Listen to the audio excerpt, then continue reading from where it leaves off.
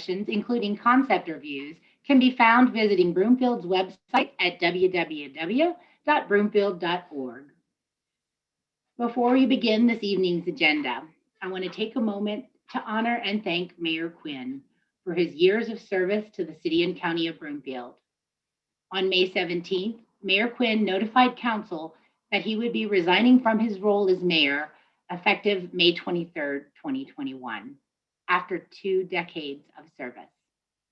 We are grateful for all of the energy and time that he's committed to making Broomfield the place we're all proud to call home and serve our residents. The mayor is planning to attend one of our upcoming council meetings in June to formally say farewell in person and speak during petitions and communications. According to our city charter, council has 30 days from May 23rd, 2021 to choose a duly qualified person to fill the vacancy with a majority vote of council, and will complete this process at the June 22nd, 2021 council meeting. Starting Wednesday, May 19th, duly qualified individuals interested in filling the vacant seat created by Mayor Quinn's resignation may submit a letter of interest to cityclerk@broomfield.org, no later than Friday, June 11th, 2021 at 5 p.m. Submitted letters of interest will be shared with council members and the public on the June 22nd, 2021 council meeting agenda, and council will vote to appoint a new mayor during the June 22nd council meeting. For more information, please visit broomfield.org/195. Thank you again to Mayor Quinn for your years of service, and we will continue to keep the public informed as we navigate the next steps. We will now continue with this evening's study session. Our agenda this evening includes 2 concept review items and 1 study session item, which will be televised on Channel 8 and through live video streaming on Broomfield's website. Council members are attending this study session remotely by video conference. Concept reviews are an opportunity for applicants to present their plans for council's preliminary review. Although official decisions cannot be made by council during a concept review, council may ask questions and make suggestions to the applicant regarding their projects. Comments from the public will be taken on the concept review items only. Public participation is encouraged by calling 855-695-3744 and pressing *3 to be placed in the queue for comment. Please note, if you would like to speak on more than one item on tonight's agenda, you will need to press *3 each time to be placed back in the queue for comment.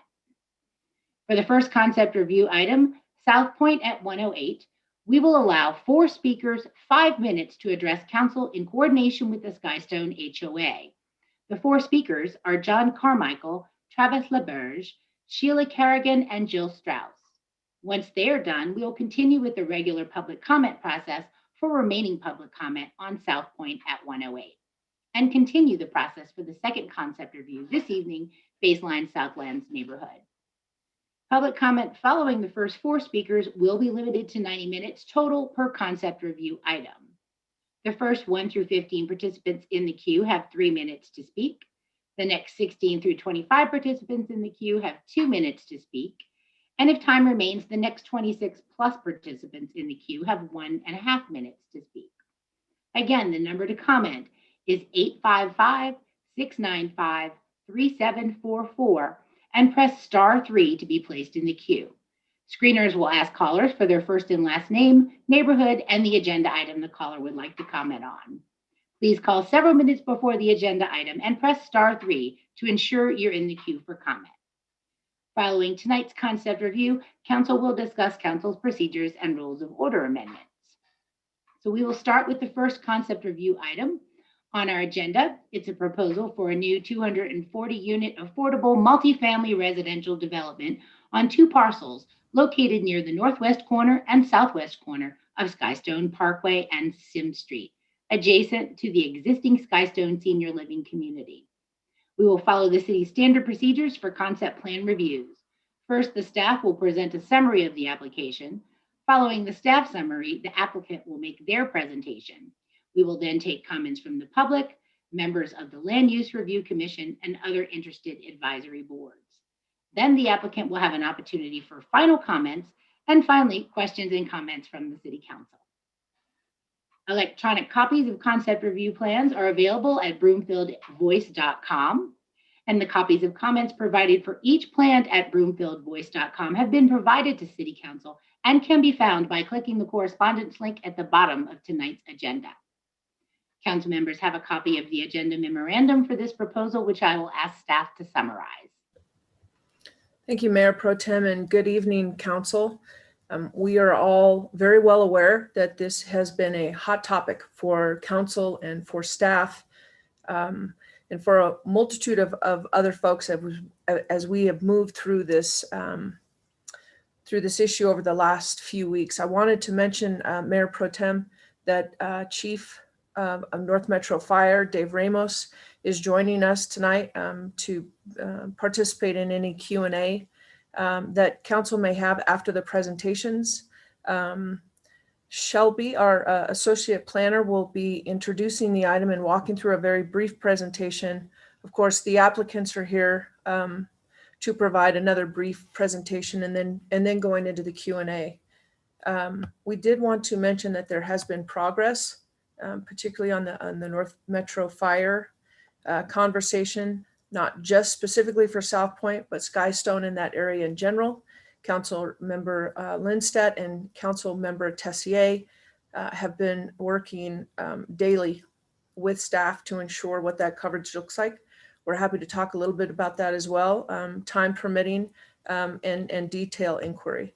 With that, I'm going to turn it over to Shelby to walk us through the initial plan. Shelby. Thank you, and we can go to the next page, please. All right. Good evening, Mayor Pro Tem and City Council. The concept proposal this evening is for a 240-unit affordable multifamily development within the Great Western Park PUD area. The development consists of 10 three-story residential buildings, along with a community clubhouse building, a pool, and a playground within 2 parcels along Skystone Parkway. Next page, please.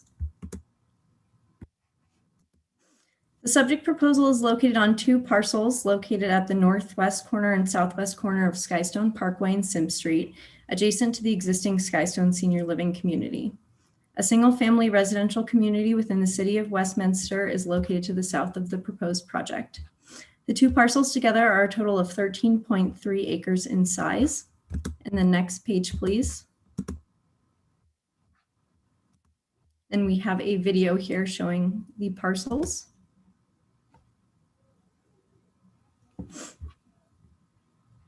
So the video begins at the north corner of Sim Street and Skystone Parkway, facing north. The video pans to the west to show the northern parcel of the proposed project, continues to pan to the west to show Skystone Parkway and the existing Skystone community. Then the video pans to the south to show the southern parcel of the proposed project. As you can see here, the parcel is bordered by single-family residences within Westminster.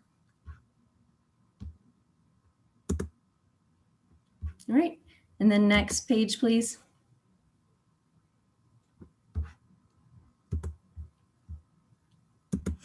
The Broomfield Comprehensive Plan designation for the subject properties is commercial. The commercial category in the comprehensive plan intends the land use to be entirely commercial with no residential uses. The concept proposal for residential use is not consistent with this designation and will require an amendment to the long-range comprehensive plan. This will also require an amendment to the long-range financial plan. Next page, please.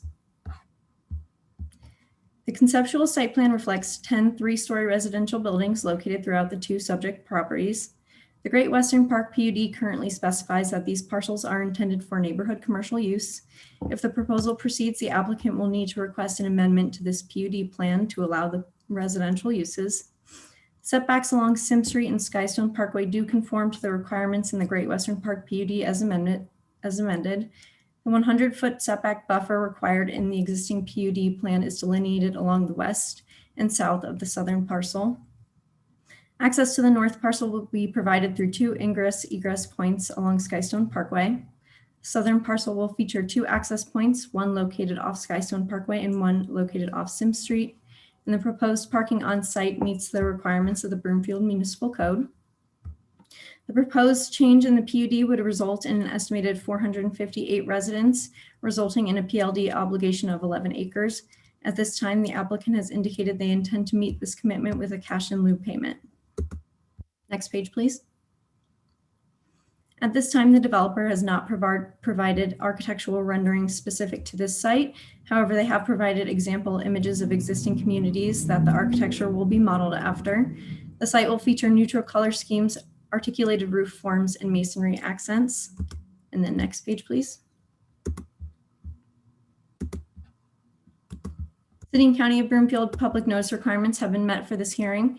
Staff has identified 5 key issues with the project, including the residential land use, the comprehensive plan and long-range financial plan, and Great Western Park PUD did not envision residential uses as shown in the concept plan. An amendment to the comp plan and the PUD will be required with the formal application, and the proposed change is anticipated to reduce the expenditures to revenues in the long-range financial plan. The second key issue is the public land dedication. Public land dedication of 11 acres is required for the 458 residents anticipated to reside in this development. The applicant's proposal does not indicate any of the portion of the site will be used as public land dedication. The third key issue is the requested PUD amendments. The concept plan indicates amendments to the PUD plan requirements, which will allow an increase from the maximum 60,000 square foot limit for a single tenant, as well as the maximum 0.4 floor area ratio. Fourth key issue is grading. The base elevation of the site has been elevated by storage of dirt from development of the single family area of Skystone. Though the change in grading does not require formal variance, the proposed building height of 36 feet does no longer meet the intention of the height restrictions established within the PUD plan. The developer is encouraged to explore the option of restoring the historic grades at the site to mitigate this issue. The final key issue is neighborhood concerns. Number of residents within the Skystone community and the adjacent residential communities have expressed concerns with this proposal. These concerns have been provided in writing via email and on the Broomfield Voice and have been identified at the developers neighborhood meeting and the Walnut Creek HOA meeting. These concerns include items such as the loss of potential neighborhood retail, the proposed density increase, traffic concerns, lack of transit, potential crime increases, response time from North Metro, and the use of Skystone facilities such as an existing playground, which is maintained by the Skystone HOA. Written comments from residents may be found within the correspondence folder.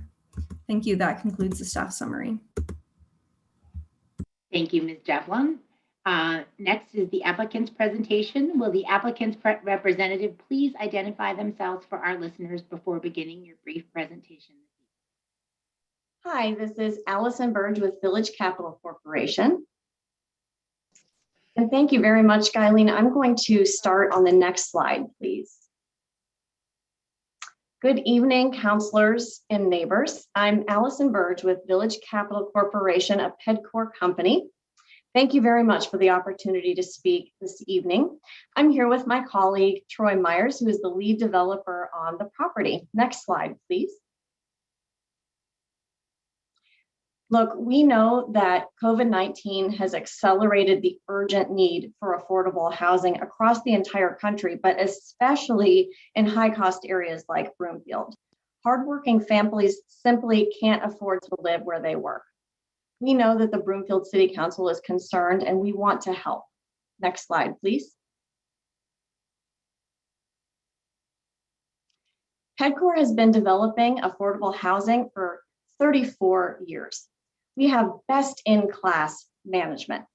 When we go to open a new company and a new community, we go to great lengths to identify the perfect partners for that community. And then they work hard, and we work hard with them to build long-standing, mutually beneficial relationships. Next slide, please. Here in Colorado, we have 2 properties that are operating, Ashley Estates in Loveland and Meadows at Dunkirk in Aurora. You'll hear from some residents in just a few minutes. We also have 2 new properties coming online soon. Next slide, please. Lark Ridge Apartments is located in Thornton. Next slide, please. And Lakeview on the Rise is located in Fort Collins. Lakeview on the Rise is still under construction, but even then, the property is 59% leased. So we are very excited to open these new communities in the area. Next slide, please. One key to our success is partnership. We have cultivated strong relationships with 4 neighboring housing communities and housing authorities. We are very grateful to the Broomfield Housing Authority. They've been so welcoming to us throughout this process and totally dedicated to providing housing for hardworking families. So we appreciate their ongoing support. Next slide, please. As we've engaged with the community, we've practiced radical transparency. With every step, we have listened while also recalling our mission. Next slide, please. So now that you know about our company, I'll turn it over to Troy, who will talk to you about South Point at 108. Troy? Thanks, Allison, and thank you all for this opportunity. As Allie said, my name is Troy Myers, and I'm the lead developer on this project. During this portion of the presentation, we'll review concepts regarding this development and present 2 site plans to you, the housing-only site plan and the mixed-use option. Next slide. South Point at 108 will address Broomfield's growing affordability gap by providing quality housing to essential workers, seniors, and everybody in between. This residential development will be 100% affordable and is intended for individuals and families earning between 30% and 80% area median income through income averaging. For today's concept review, we're sharing the housing only option, which provides 240 units. In addition, we're presenting a mixed use concept, which is in response to our neighbor feedback. For both these options, we'll present an analysis on taxes, fees, and traffic. Let's take a look. Next slide. Here you can see the housing only option. This concept plan consists of 240 1, 2, and 3 bedroom units across 10 3-story buildings with a separate clubhouse and amenities. This concept plan creates a sense of place through building heights that are under the PUD limit of 38 feet, ample parking, and maintains the 100-foot buffer adjacent to the Walnut Creek neighborhood. Next slide. Next is our mixed use option. This option was first presented to the Housing Advisory Committee on April 12th. This site plan replaces the center 24-unit building on the northern parcel with a 9,500 square foot multi-tenant commercial space. This mixed use option reduces the number of units from 240 to 216. As with all our Colorado projects, we do our utmost to be good neighbors, and we have already held several meetings with the neighboring communities. This option was created as a response to the feedback that we heard from those meetings that we held. Next slide. Here you can see a side-by-side comparison of these 2 plans. Let me direct your attention to just a few key points.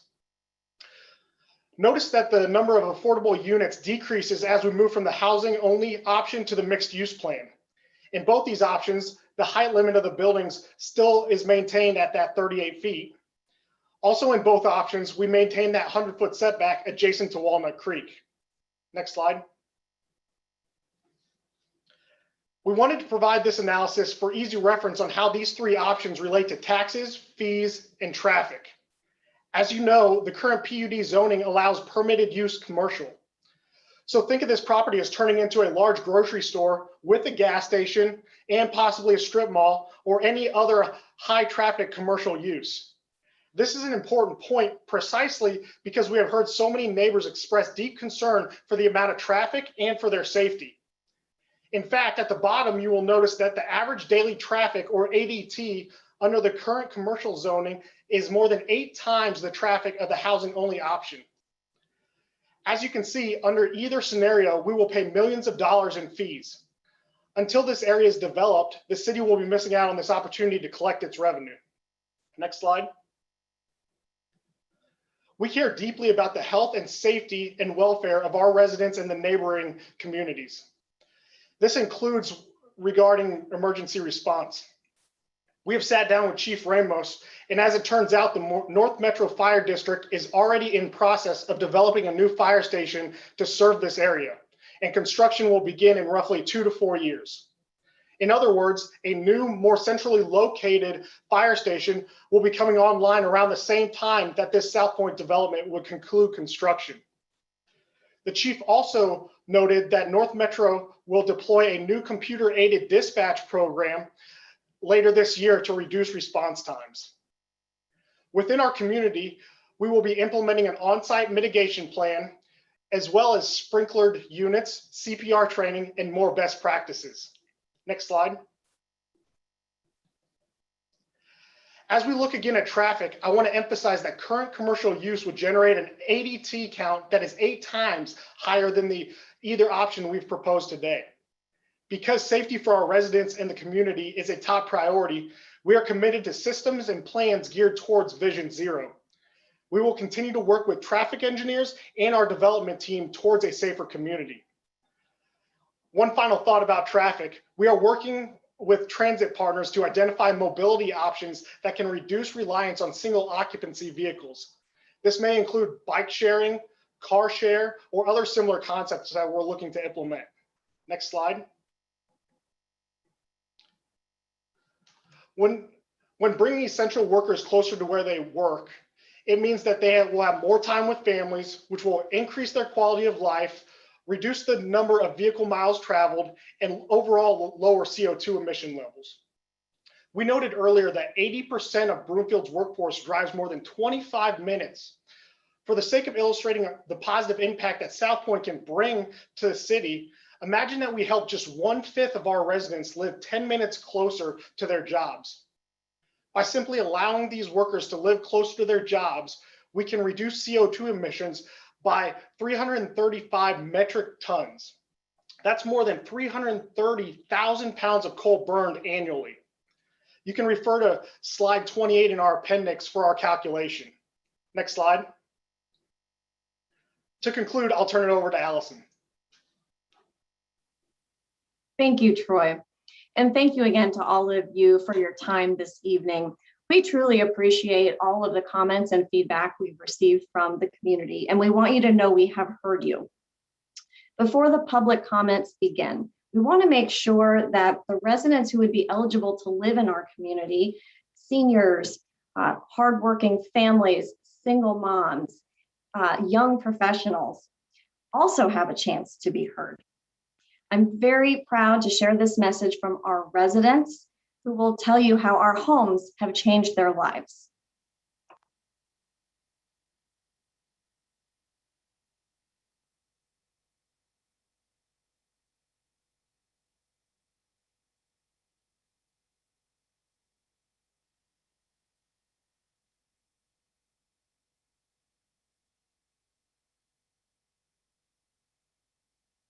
I am one of many in my generation that are doing everything we can to save to buy a home, and this is an opportunity for me. Communities like this should be a necessity.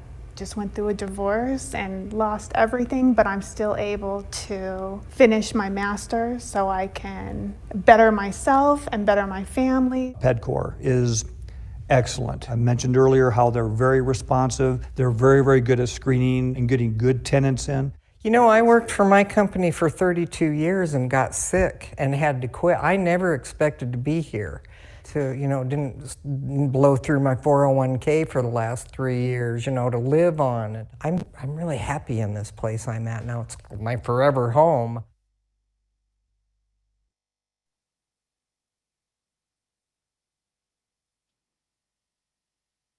Thank you very much again for your time this evening. Thank you, Ms. Burge and Ms. Jablon and Mr. Myers. Does that conclude your presentation? Yes, it does. Thank you. Thank you.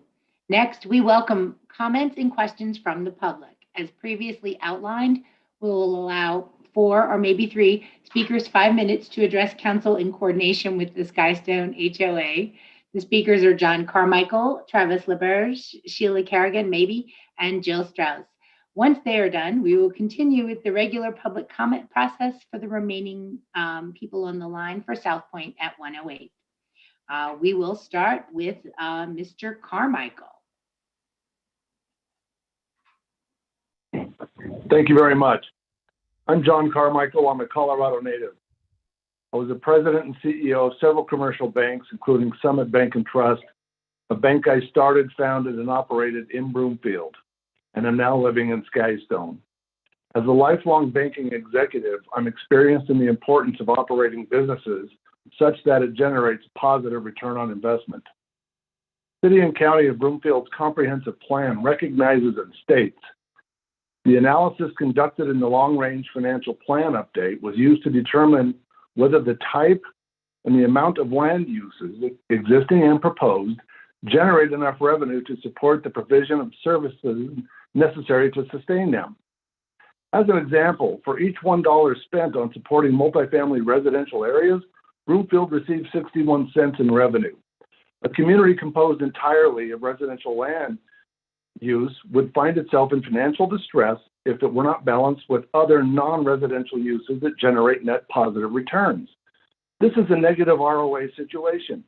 If any entity, including a municipality, operates with a negative ROI, it will fail. Absent any other revenue sources, governmental bodies raise taxes in order to continue to operate despite generating a negative ROI. The South Point at 108 location is zoned for commercial use for the financial reasons the City and County of Broomfield has identified in its own comprehensive plan. In addition, the homes and residents create demand for a commercial project. Countryside, Walnut Creek, Meadowview Estates, and Skystone constitute many, many rooftops. The opportunity to generate sales tax revenue is obvious. The need and benefit for a multifamily development at the proposed location is de minimis. Also stated in the long-range plan is, with the recent presentation of the long-range financial plan, it would appear the City and County of Broomfield cannot continue to convert commercial to residential zoning without economic consequences. It is further understood that the City and County of Broomfield is doing poorly with respect to its generation of sales tax revenue. The South Point at 108 project will not help the City and County of Broomfield with generating sales tax revenue, as the vast majority of that will likely go to Westminster and Arvada through its businesses. And residents in the proposed housing would likely work in surrounding communities. VCC's Colorado-based engineer, Tim Nelson, said as much in their April 1st required neighborhood meeting. Tim Nelson stated that people living in this housing would probably find employment at Stanley Lake, which is actually Stanley Shore Shopping Center, which is in Westminster. In fact, if the project were to be completed, the only party that will see any positive financial impact is the out-of-state developer. City and County of Broomfield will not be receiving its share of sales tax revenue. It also will not be receiving any property or payroll tax revenue. The surrounding communities certainly will not benefit, and even the residents of this project will not benefit, as they will have poor access to services absent from the existing communities. City and County of Broomfield will be better off financially by leaving that parcel undeveloped. This doesn't mean that the City and County of Broomfield should feel any additional pressure from the landowner to convert the land zoning, leading to yet another negative ROI. Right now, it's Taylor Morrison's problem. It makes much more financial sense to not make it the City and County of Broomfield's problem. Even the developer, Village Capital Corp., admits that this parcel is not the best fit relative to the proposed location, nor was it their first choice. VCC's Troy Myers said, "This is a site that was affordable and what we were able to get under contract. So we've made multiple attempts to get other sites under contract, and this is a site that came to fruition," close quote. The obvious translation is that the needs of VCC's residents are tertiary to its own bottom line. Given this financial information provided by City and County of Broomfield and the developer, it is clear that to take any further steps in consideration of South Point at 108 would only benefit VCC. In a separate conversation, a representative of VCC indicated to me that it will seek property tax waivers and apply for tax credits from the state. Last thing, any other party interested in the proposed development will not benefit. Thank you. Thank you very much, Mr. Carmichael. Next is Travis LaBerge. Mr. LaBerge, you have 5 minutes.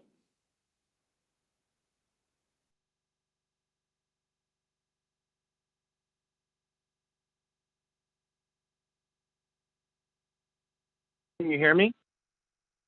Yes, we can. Go ahead. Hello, can you hear me? Thank Yep. you. I want to thank the 6 council members who made the time to meet in person or talk on the phone with me about the concerns of the neighborhoods surrounding this proposed development. For the 4 council members whom I did not get to speak with, thank you for making the time to review the extensive documentation we have sent you. I personally support affordable housing, with the caveat that it is done the right way. This location does not meet any of the criteria for a comprehensive affordable housing project. As John Carmichael just pointed out, DCC Troyes Meyer said that they chose the site because it was quote unquote affordable. As a subsidiary of Pedcor, a large corporation with 27,500 units in 21 states, we believe VCC could buy a more appropriate piece of land for this project. This is the wrong location for this project, and it's not just the residents who feel this way. On Tuesday, April 6th of this year, the Westminster Planning Department sent an email to the Broomfield Planning Department detailing several problems with this site. Specifically, they listed an unacceptable distance from the nearest services, overcrowding at the Westminster Middle School this development would feed into, lack of access to transit, services, and employment, insufficient open space amenities, proximity to airport traffic, and the impact on the quality of life of both existing and proposed residents. Citing these issues, the Westminster Planning Department said that it would, quote, be impossible to overcome all of these issues at this location, and respectfully suggest that Broomfield partner with the developer to find a more appropriate location that better suits the needs of the future residents of this development, end quote. We had emailed you this letter. Indeed, VCC's own Allison Burge made several comments in the required neighborhood meeting on April 1st about how important it is for affordable housing developments to be within walking distance of services. We agree, and that's what we want as well, walkable services for the existing homes and residents in this area. However, the current location for this proposal is almost 3 miles from the nearest services. Ms. Burge cited VCC's Noblesville, Indiana development as being a perfect example of how affordable housing can work with close-by retail services. If you Google this location, you'll see that within just 2.3 miles of this development, there are 7 grocery stores, more than 20 restaurants, and at least 9 doctor's offices. And many of these are within walking distance, meaning less than 1 mile from VCC's housing. We agree with Ms. Burge. VCC's Noblesville, Indiana site appears to be a fantastic location for an affordable housing community. However, within 2.3 miles of our location, there are exactly 0 grocery stores, 0 restaurants, and 0 doctor's offices. Using Ms. Burge's own criteria, the entrance to Skystone is clearly not a good fit for this development. Of note, there are also 3 fire stations within 2.5 miles of VCC's Noblesville, Indiana site, including one just 1.7 miles away and a second station 2.1 miles away. As council is well aware from the emergency response time report prepared for the city council specific to Skystone just last month, the emergency response time for Skystone is already outside of desired limits. This development will only make things worse. Just like the Westminster Planning Department, we respectfully suggest that VCC find a location that will provide the future residents of their next big development with access to services. For those city council members who have walked this land with us, you well know that these parcels of land at the Skystone entrance are our only chance at ever getting services within walking distance of our homes. We are asking for the zoning on these parcels of land to remain intact so that people already living here can have the chance at the same access to services of which VCC speaks so highly. Also, as many city council members have seen from your site visits to these parcels of land in recent weeks, there's a tremendous amount of fill dirt on this land. In 2013, Taylor Morrison used these sites for up to 12 feet of fill when beginning construction on Skystone. We have emailed every member of City Council documentation of email correspondence between Anna Burton-Zetti and myself, assuring us that a developer would not be able to simply come in and build the maximum building height on top of this elevated pile of dirt. This email correspondence explicitly states that the maximum building height would not be taken from the existing pad height on top of the fill dirt. Despite this assurance, on the April 1st meeting, Troy Meyer stated, quote, the city has informed us that we're not gonna be required to ask for a building height variance, end quote. In speaking with members of both City Council and the Planning Department, we've been told that the city has made no such assurance to VCC. However, VCC has clearly stated that they are counting on the zoning change to eliminate the requirements of the current PUD and therefore ignore the historic grade. Using this logic, they could build a 38-foot tall building on top of 100 feet of fill dirt if that's what Taylor Morrison dumped there. The clear intent of the PUD and the promises of city councils dating back to at least 2006 is that the height of any future buildings on this land would blend in with the existing homes, not tower over our dining room and bedroom windows. And regarding tonight's mixed-use option, the building height on the southern parcel doesn't appear to change. Therefore, our concerns regarding the fill dirt remain the same. Either the buildings need to be shorter or the dirt has to be removed before construction begins. Mixed use is a great idea, but the dirt is still there. We are asking you tonight to demonstrate that assurances made in the public record are honored in Broomfield by affirming that when it comes to building height, it's 38 feet from the historic grade. Finally, more than 240 comments have been made on the Broomfield Voice website, with not a single one in support of this project. Please join the residents who have been so vocal in their opposition to this location, along with the Westminster Planning Department, and ask VCC to find a more suitable location for this project. Thank you very much for your time. Thank you, Mr. LeBurs. Next, Jill Strauss. Ms. Strauss, you have 5 minutes. Good evening, and I also wanted to thank you very much for coming out, taking a walk with us through our neighborhood. And I apologize on behalf of Sheila. She unfortunately got sick just shortly before we started. And so the three of us are saying parts of what Sheila would have said, and she is listening in and texting me if I forget anything. Yesterday, I brought over to you 522 signatures of my neighbors. I have 24 more to bring you. So I feel very comfortable telling you that I am speaking on behalf of 546 residents, at least, of Skystone. What Broomfield City and County told the citizens of Broomfield is that citizens may look to the comprehensive plan for guidance regarding the goals and commitments aimed at ensuring a sustainable future for Broomfield. So that's what I did. There is no question that this document is dynamic and it requires periodic review. It was redone in 2016. It acknowledged somewhat competing interests in the need for affordable housing in this area, and also the fact that we had more and more residents who were gaining in years and desiring to stay at home and finding a way for them, for us, to stay in our home.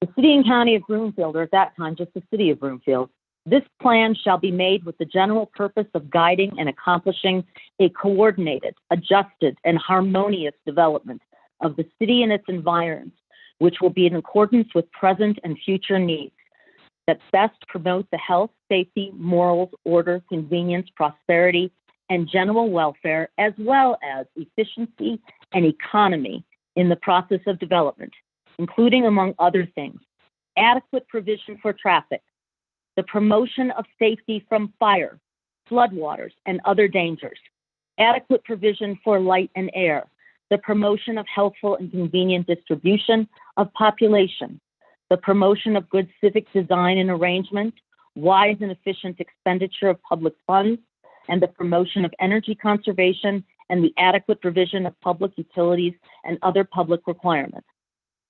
There are no sidewalks on this side of Sims. There is no parking along Sims and Skystone. And if you tried to drive there over there last night, you would find that Sims is flooded, as it always is in heavy rain. You would also find that Walnut Creek is overflowing its banks in areas of our development. This is not consistent or looking favorable for additional use of that land by several hundred more people and cars. Broomfield made a decision over 20 years ago, and I have lived here in this area and worked for all of you for over 40 years. Broomfield made a decision over 20 years ago to develop from a quiet bedroom community formed of modest homes built in the 1950s and 60s into an upscale suburb of the Denver metro community. Housing developers eagerly courted you, and development from 120th North became filled with pricey developments in the behemoth that we call Anthem. Now, as for Anthem, Erie took on the responsibility of providing most of the services that exist right now at that time.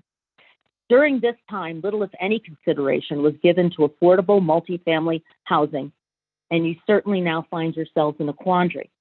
The answer is not simply to plop an apartment building down on an empty piece of land without any care or concern for what this really means to the current or future community.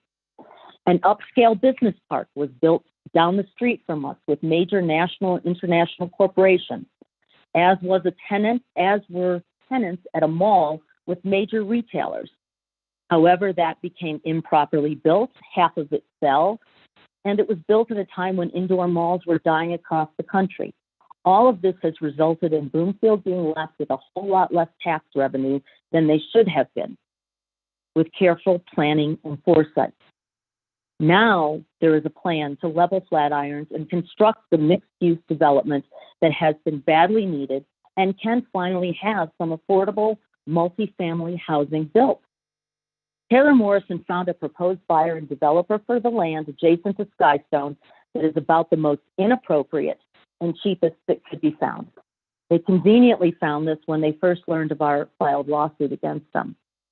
This proposal benefits no one. Certainly not the proposed tenants, not the residents of Skystone, and not the city and county of Broomfield. The city council has identified 8 focus areas when you're making decisions about amendments and plans. The first is housing. This will jam upwards of 500 more people onto a relatively small area where over several thousand already live in the 4 subdivisions that exist on these corners. They will use the minimal park and recreation areas that exist. You've seen what's called a playground at the front of our area and our paths. Seniors, dogs, residents of the other 2 neighborhoods that border ours, we all use this small space, carefully trying to avoid crashing into each other now. As for transportation, which one should consider, there is none, aside from personal vehicles, and there is no change by RTD in the foreseeable future. We are well aware of that. There is no economic development here, not from building a controlled income apartment complex. Land use is totally off. Current flooding and grading issues were contributed to by the failure of the city and county of Broomfield to ensure their own rules, regulations, and codes were met in this subdivision. This project will increase environmental headaches that already exist. As for the services, we were well aware that we all moved into a retail desert, but we moved into a retail desert with a promise from both the builder and an implied promise from Broomfield that we would have services that were built near to us.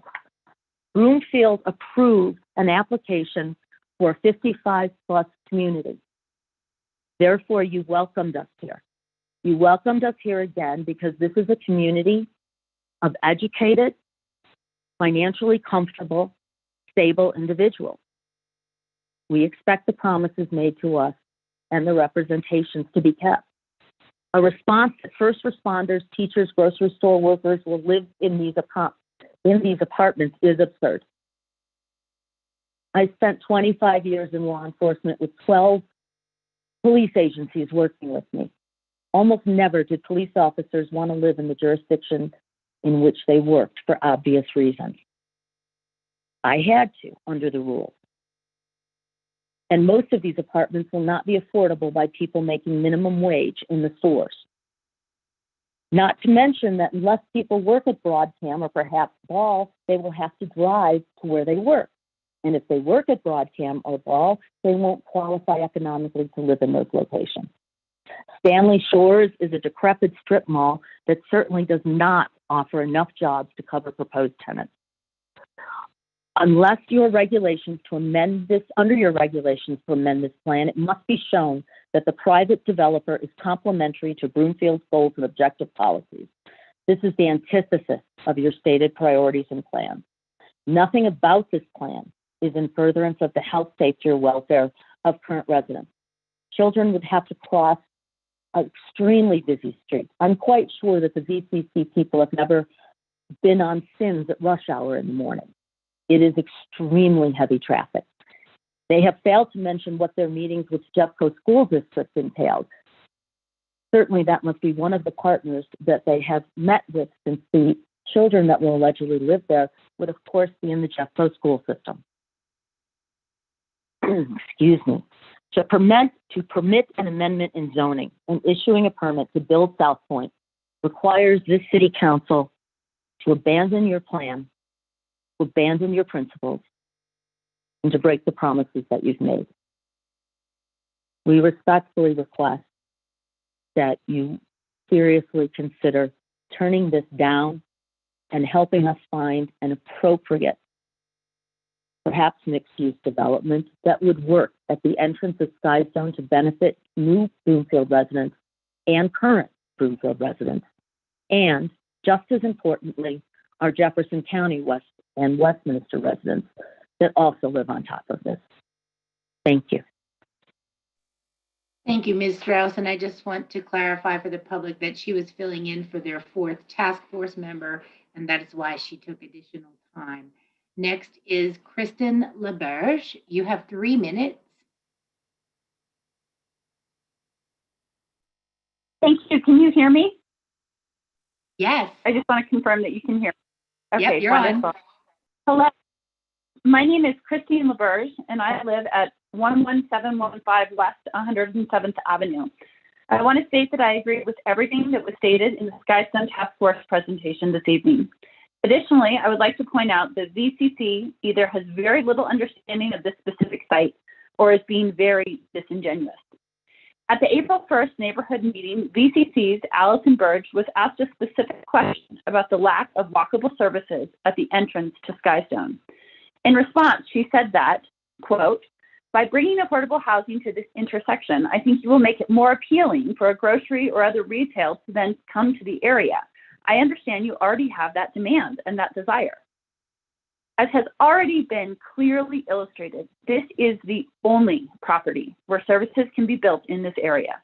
If VCC builds here, we have no chance at services ever being built.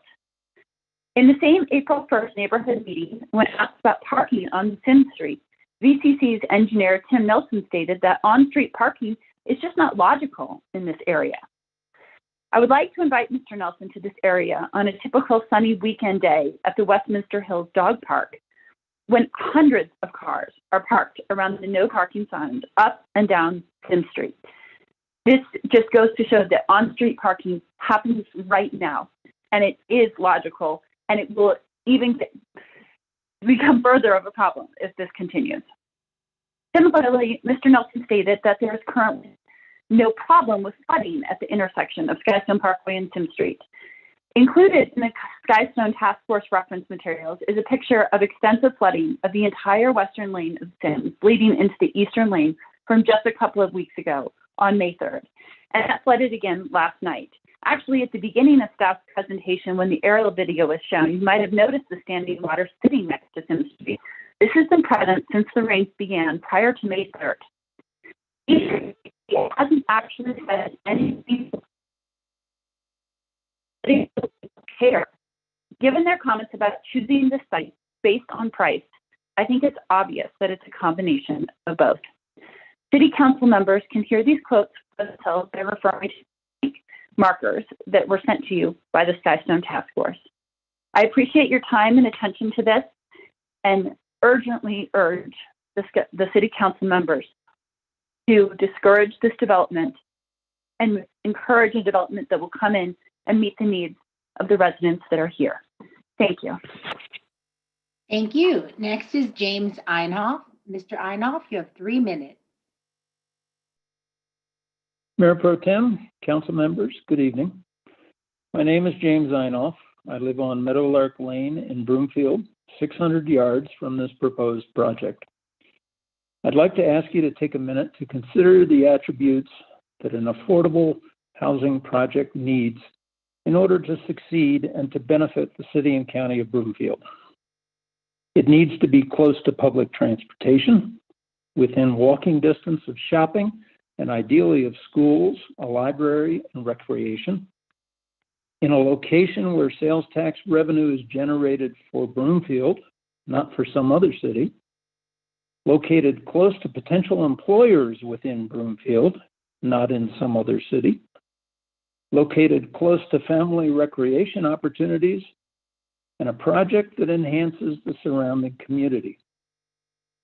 Proposed location of South Point at 108 has none of these attributes. The closest bus stop is 2 miles away, and the developer's wishful fantasies are not going to compel RTD to add a route any closer.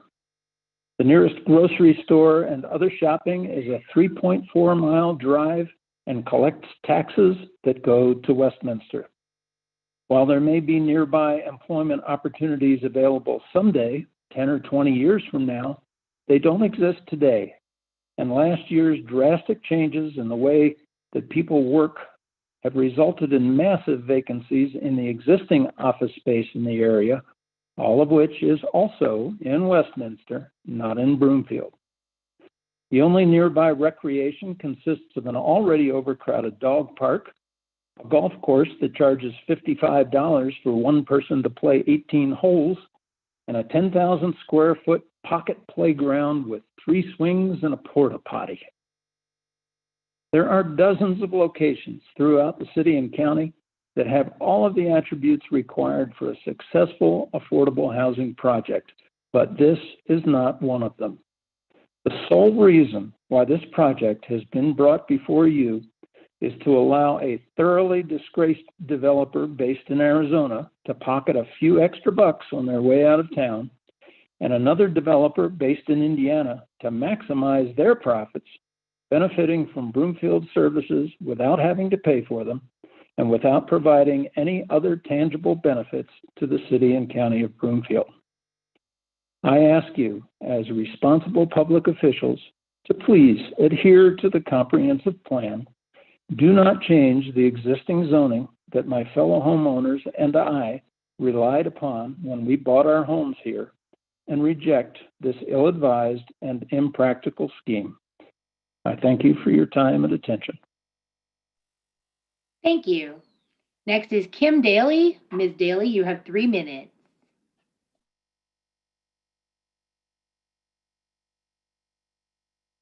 Hi, my name is Kim Daly, and I live over at 10627 Tabor Court in the Walnut Creek neighborhood, which is just south of this proposed development. I don't want to take too much time tonight. I just want to say that I agree with the task force members that spoke earlier, as well as the homeowners that have come before me. I agree with everything that they've said. I think that, you know, as someone who believes deeply in the need for affordable housing, certainly this is not the right location for it. And certainly there are better amenities that could be put into place here and this land utilized in a much more fair and more productive way for existing community members. Thank you very much for your time. And I do urge you to, you know, for the city and county of Broomfield to reject this proposal and find a more suitable use for this property. Thank you. Thank you. Next is Pat Callahan. Pat, you have 3 minutes. Hi, this is Pat and Cindy Callahan. We live in Meadowview Estates on West 106th Place. We are in agreement with the presentation. We do not feel that this is in the best interest of our neighborhood or the surrounding area, and we respectfully request that a more suitable location be found for this project. Thank you for your time. Thank you for your brevity. Next is Candace Moynihan. Ms. Moynihan, you have 3 minutes.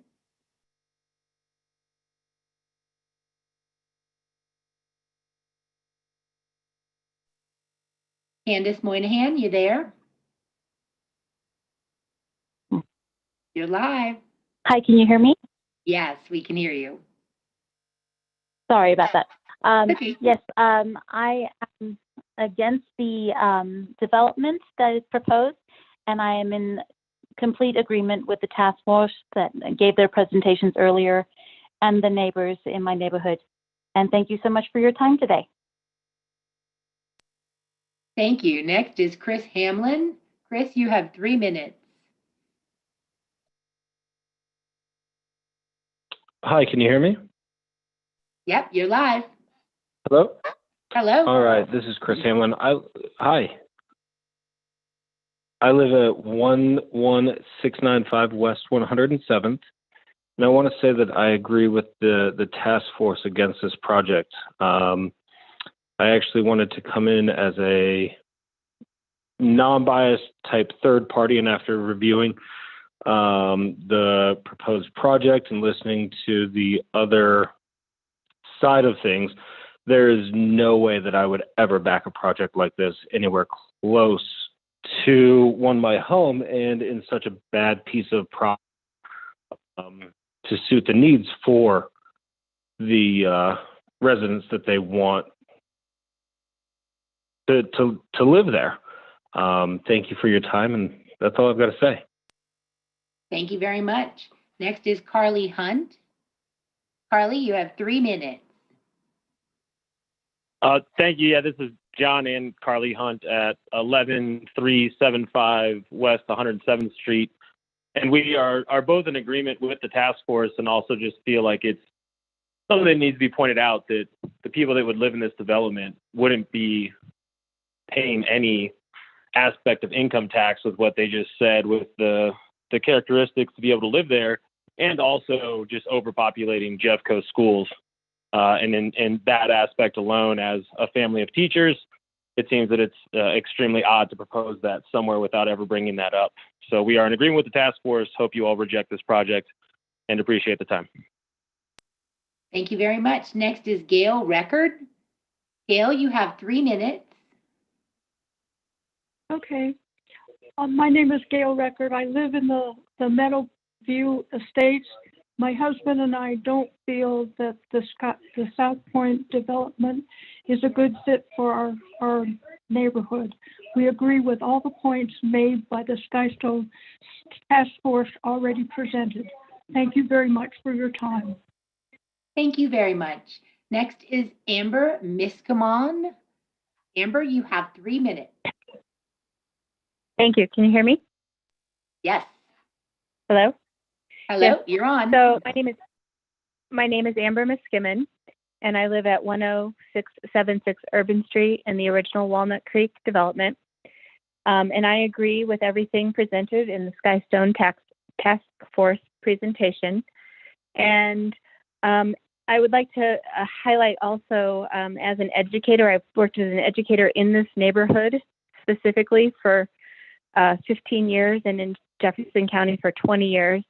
I have a lot of serious concerns about the impact that this will have on our neighborhood schools, one of which has to do with the well-being of the students who would actually live in a community like this and their need to cross a busy street to get to their school, particularly the high school students who don't have any busing options, or at least right now, high school students on the west side of Sims do not have any busing options. So I would just like to, bring that issue forward, not just the impact it would have on the schools and the existing students, but whether it would be a good situation for the students who would ultimately live in this development. I think that this company needs to find a location for its development that is closer to all kinds of services, but in particular schools. And that's all I have. I didn't want to take any more time. Thank you very much. Next is John Boyd. John, you have 3 minutes. Thank you very much, and thank you for taking the time to listen to our concerns. I live at 12145 West 107th Avenue. I'm the president of Walnut Creek Homeowners Association, and we have some very real concerns here, as was touched on previously by the representative from Skystone about the traffic and stuff. We have an ongoing issue here getting out of our neighborhood as it is. All we have is a stop sign to get out onto Sims to go either north or south. And we're having problems with the traffic coming from 112th and Sims, Brocade and Sims, and 108th and Skystone and Sims. And now we're going to put in all these other units between Sims and 100 on Sims between 108th and our neighborhood at 107th. There's been several accidents at the entrance to our neighborhood already, and by adding this, it's just going to complicate things even more. We've also had problems with the access of schools themselves. As Broomfield residents, we have a hard time understanding why our tax dollars in Jefferson County are being used to pay for the Broomfield residents to attend our schools, which is what we were told is where all of these students would go. And I take objection to my tax dollars being used for residents from outside my tax area. I'm trying to read my notes here as I go along, but I just want to say that I do agree with the task force and their presentation. I think it was very well said, and I encourage the City of Broomfield and City and County of Broomfield to turn down this proposal for the South Point at 108. Thank you for your time. Thank you. Next is Katie Moser. Katie, you have 3 minutes. Thank you. I live in Walnut Creek, and I am part of a group of 3 families, all related, that have lived here for 21 years at this point, and we have some very real concerns about this development and agree with everybody in protest against it. We have established rules for that parcel that include it needs to be commercial, and I don't see why that needs to change, considering that was a promise to us when we bought these properties. And in addition to violating that, it would cause a dramatic increase in traffic congestion that would inevitably lead to either a persistent traffic jam or a significant expansion of the existing road and drainage structures at the cost of our surrounding communities and jurisdictions. And it's a really poor fit for our entire area. What would be more appropriate would be the one opportunity we have to get any sort of commercial use out of that land that we don't have access to right now within walking distance. As a mother of 3, I really don't see how crowding our schools further would benefit either. And I really encourage the City and County of Broomfield to turn this proposal down. Thank you. Thank you. Next is Dee Dee Dougherty. Dee Dee, you have 3 minutes.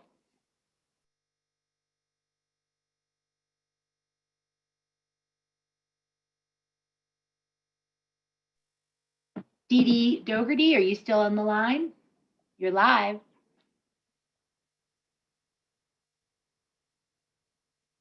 If you are talking, we can't hear you.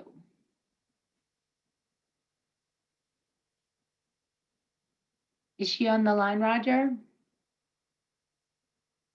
She is live. Perhaps Dee Dee I'll Dougherty? disconnect her and she can maybe try star 3 again. Dee Dee, if you could press star 3, you're in the queue. We're just not hearing you. Well, now you're not. Okay, we'll come back to you. Call back in. Next is Glenn Franlick. Glenn, you have 3 minutes. Hi, thanks. I live at 11875 West 107th Avenue. I've been here for 36 years. I largely agree with everything that I've heard from the public comments here tonight. I'm strongly opposed to this project for a number of reasons. I've already emailed in my comments. I don't want to bore you with more of them, and I could gladly talk for 10 minutes about all the issues I have with this. But again, I'll just state that I'm strongly opposed to this. I agree with what I've heard so far, and thank you for your time. Thank you. Next is Elizabeth Heidel. Elizabeth, you have 3 minutes. Hi, thank you. My name's Elizabeth Heidel. I live in Skystone, and I do support everything that's already been said in objection to the development, but I wanted to add one more reason, and that's because I cannot imagine being one of those 400 and something residents potentially living there being subjected to the already excessive flights and training, touch and go flights from Rocky Mountain Airport there. Probably the construction of the apartments wouldn't even be as soundproof as our houses. And when the flight schools are making their racetrack loops, that property, where that property is located for this proposed development, is right under the racetrack loop. And sometimes it's 150 to 200 times a day that racetrack loop is made at low altitudes below 1,000 feet. That's all I want to add. Thank you so much. Thank you. And we have Dee Dee Dougherty back. Hi, I'm glad you made it back. You have 3 minutes, Dee Dee. Make sure you're unmuted. Is your volume down low?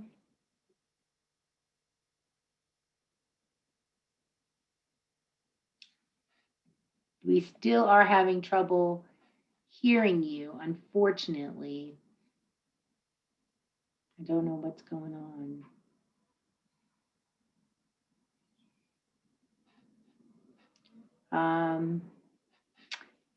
Let's see. I honestly don't know how to help this caller. Does anybody have any recommendations or? Mayor Pro Tem, perhaps we could move on to the committee member. And if Dee Dee can call back, or we can certainly help troubleshoot if she wants to call back on CRL, they can walk her through on pressing *3 if that seems to be the issue.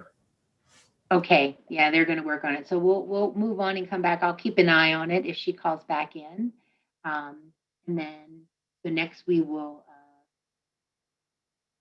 ask for comments from our Land Use Review Commission. Are there any members of the Land Use Review Commission present who would like to comment on this proposal?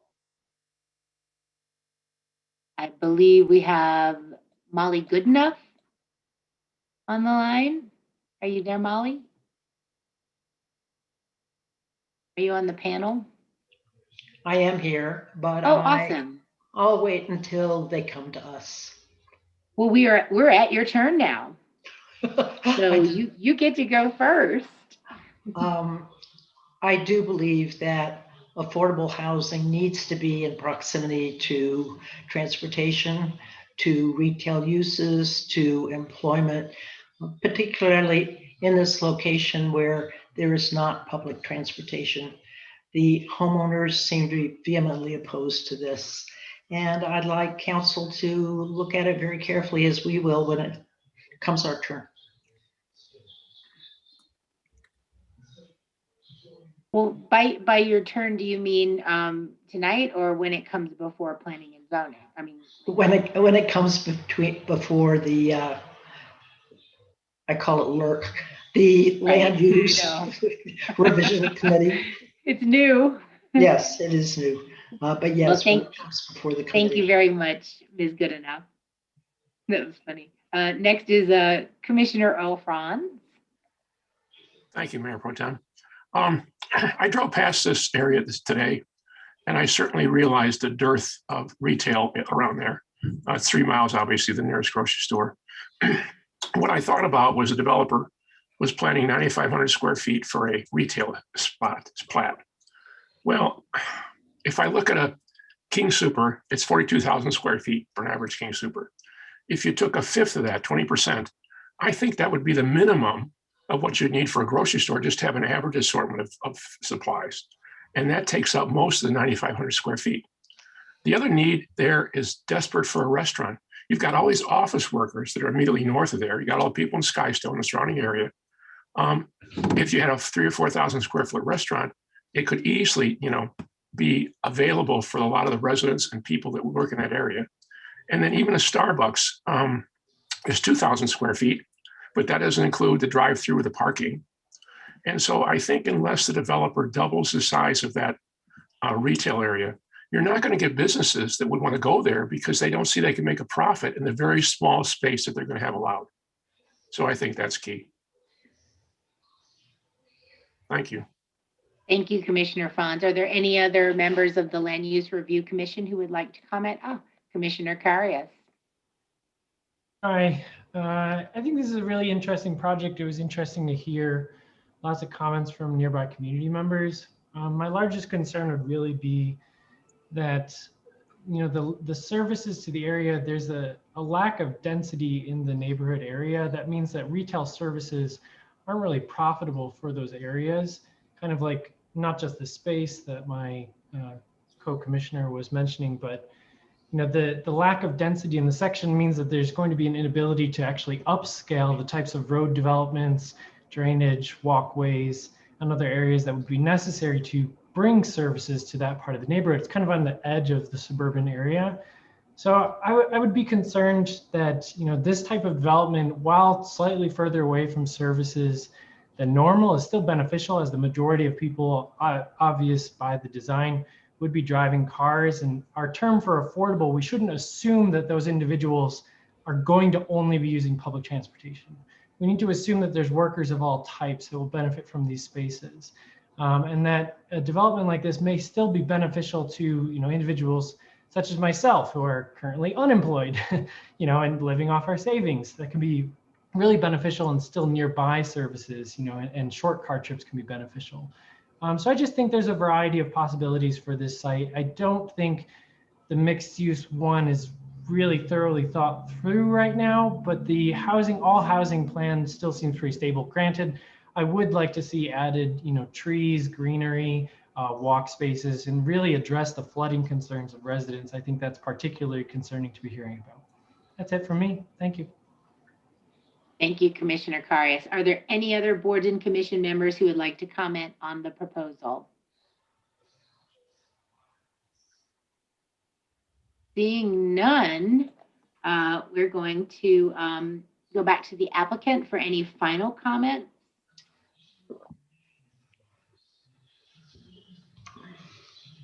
Yes, thank you, Mayor Pro Tem. And we appreciate you council members and all the members of the public for sharing your thoughts and concerns. We also appreciate the many neighbors who have expressed their support over affordable housing, just maybe not at this location or in their backyard. I do want to note that with our years of experience development, we want to come in and partner with the city council members to really make this development work in the location that we're wanting to bring it to. Some of the main concerns that we've heard: traffic, transportation, emergency services. We hope that we've covered a lot of those in our presentation, but we're very much happy to address any concerns that you guys have, council members, after with your comments. That concludes our presentation. Thank you, Mr. Myers. And does any member of council have any questions or comments? Councilmember Lindstedt. Thank you, Mayor Pro Tem. And I just wanted to start by thanking the members of the Skystone HOA Task Force, the numerous residents who I have spoken to about this development, and who have emailed and called and gone on walks with me and engaged as we discuss this proposal. My first question is actually for staff. You know, our current economic vitality plan involves a lot of making sure we put the right development in the right place. And I was wondering, have you pursued with the developer to look at any other potential sites for this development that might have better transportation access, existing amenities for families, and access to services that future potential residents of Broomfield could use? Anna, I'm going to take a shot at this first one. And our director of planning, Anna Burton-Zetti, is also joining us to help field some of these questions in addition to Shelby. Councilmember Lindstedt, not only do we appreciate that question, but I must say, for all the residents out there, after William and Sharon's walk through with all of you, these conversations are really driving for us to balance the desire and priority for affordable housing, meeting the future residents' needs, while we try to, as Councilmember Lindstedt indicated, really activate what our economic vitality plan looks like for those 34 square miles. So staff with this council has been solely focused with regards to economic vitality on figuring out what happens within our 34 square miles. And what happens within those 34 square miles is we need to be incredibly mindful about what comes next, more importantly, where it goes. And so having a proactive approach to be able to find developers that fit the niche for what the priority is, and then incumbent upon staff to be able to say, if not there, where? If not now, when? So Councilmember Lindstedt, that's probably a longer answer than you were thinking, but the answer is yes. Really identifying that sweet spot and providing some knowns for the developers from an expedited process from beginning to end, but that we're all on the same page from start to finish. So with that said, we look forward to continuing to hear what council has to say about this site. And we look forward to what's next with regards to exploring what else is available in our 34 square miles that may be an adequate fit, perhaps. Thank you. Yeah, I mean, I can't speak for all of my colleagues, but I'm okay with a change of use for the affordable housing that our community members have stated as a huge priority for them, that our business community has said is their number one priority. And I would definitely encourage staff to work with this developer to find a location in town where this type of density could be, very helpful to us for our employers and for our economic benefits. So that would be the direction I would like to see this development go. I have a couple other thoughts and questions about the location. Beyond that, if this development does keep moving forward in this location, could you give that update you mentioned at the start of this meeting on the North Metro fire response times in that area? You bet. And also Chief Ramos, I don't want to steal his thunder, but again, from the conversations with Councilmember Lindstedt and Councilmember Tessier, we have been in the works with North Metro Fire and from our PD perspective, 3 different components. One is ensuring execution on the CAD to CAD system. I'm going to lay them out and then I'll turn it over to Chief Ramos to fill those in. Councilmember Lindstedt, if that's all right with you. So CAD to CAD, we have been able to secure a timeline that we all feel confident about, which CAD to CAD is on the front and back end. Rather than building a call when a 911 call comes in and our dispatch has to build that call and then refer to Westminster to field that call. Right now, they have to build, it takes the time to build their call in their system. So it's about a 90-second difference, 90-second to 120-second difference. That it's significant. When we get CAD to CAD up and rolling, we've been waiting about 2 years for that. So again, we now have a secured timeline for a go live date and also implementation date. We know that IT projects often run into hiccups here and there while you're in the testing environment to work out all of the bugs. And again, Chief Ramos can fill those in, but CAD to CAD, for the first time, we have secured a deadline for that. Secondly, Chief Ramos can also fill in on this, but there are conversations to secure a second site. I know that nothing has been more important for Councilmember Lindstedt or Councilmember Tessier over the last 6 months for you Skystone residents to secure that outside of South Point.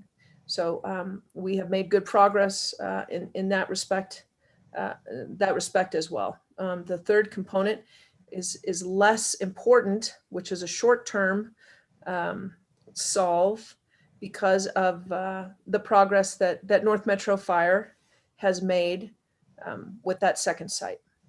Chief Ramos, will you fill in on those 2 spots for me, please? Absolutely.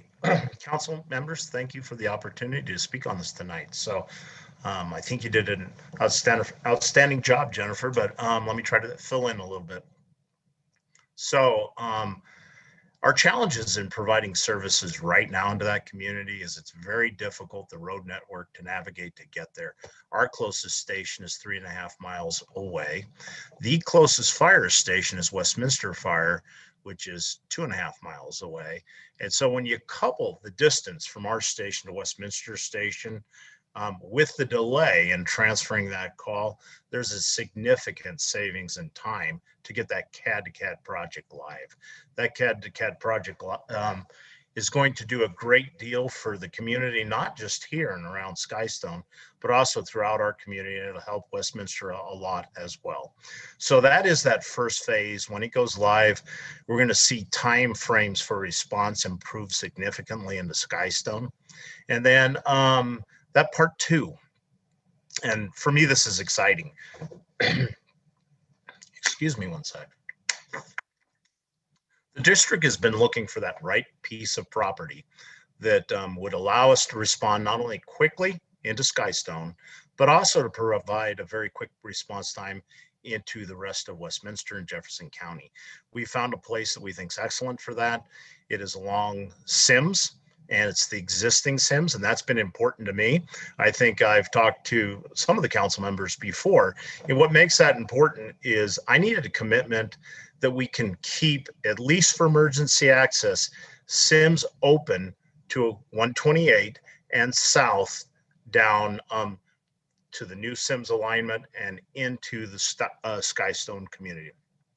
And I believe we're there now. So having a good site, having good road access is pretty exciting. And I think, you know, we've got a short-term solution that provides good coverage, especially for a rural area that's developing towards suburban urban.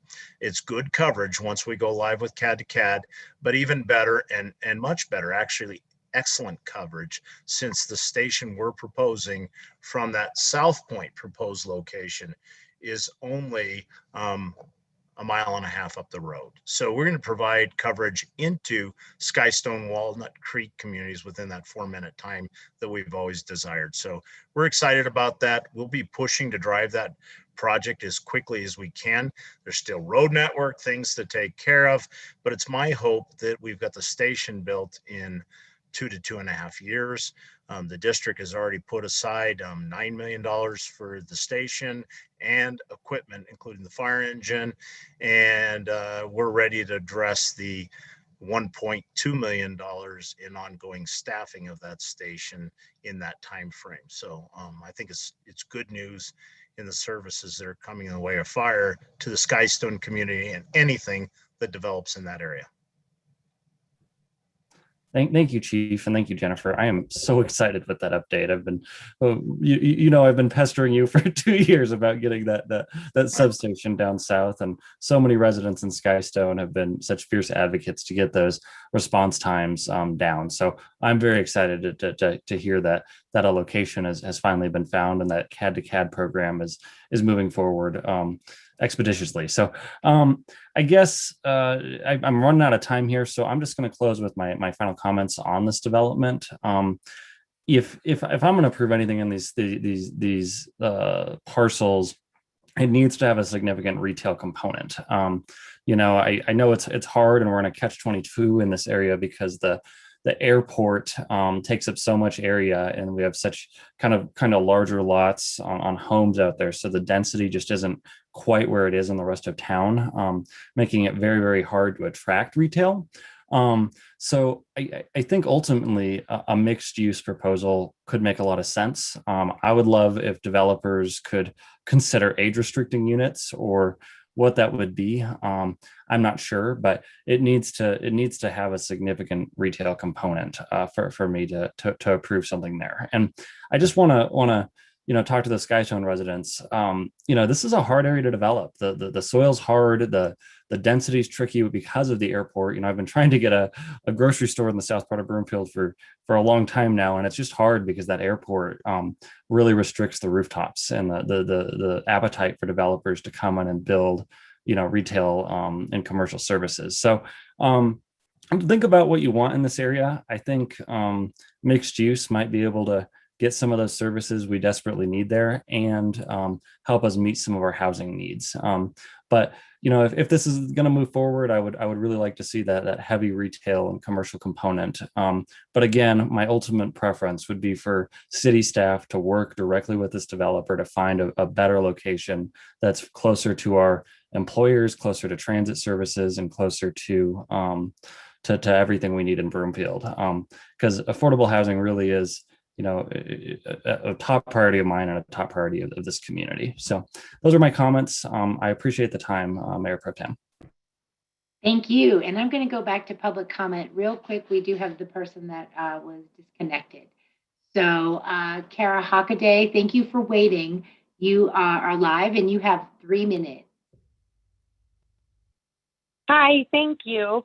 I am a resident in Walnut Creek on Van Gordon, and I just want to say that I support the other community members in their opposition to this project, mainly because, excuse me, these children are slated to go to Jeffco schools, which are largely densely populated at this point.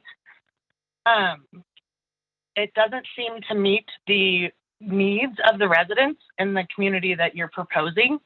And lastly, the infrastructure is just not adequate for that sort of area. The roads are maintained, by City of Westminster along Sims and shared with Broomfield some, and additionally it would be Broomfield or City of Westminster Fire that would be responding until that other site is built. And lastly, the water would also be City of Westminster. And that is all. Thank you.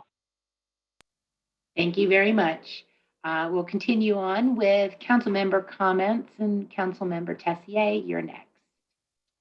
Thank you, Mayor Pro Tem. And thank you, Skystone residents, for organizing and getting your thoughts well stated. I also want to thank Village Capital. I love your project. I think it's beautiful. This is my biggest worry, and I also wanted to thank Chief Ramos and the North Metro Fire Department for putting out the fire that both William and I have been experiencing for a very long time. We know we can do better, so we're going to do better. Those words taken from Mayor Pro Tem at some point, and I feel like this has been a long time coming. I do want to make some clarifying statements. I believe that Broomfield residents in Jeffco school districts pay taxes to that district, right? I mean, is that correct? Yes. And okay, I just wanted to make sure that there seemed to be some confusion or unclarity, just not clear how the property taxes. My next question might be for housing. I believe, clearly the state of Colorado allows for property tax exemption for affordable housing. But I quickly did a search, and I'm wondering if there are opportunities for a pilot program that might consider like a payment in lieu of taxes in this case. Is that something that would be possible?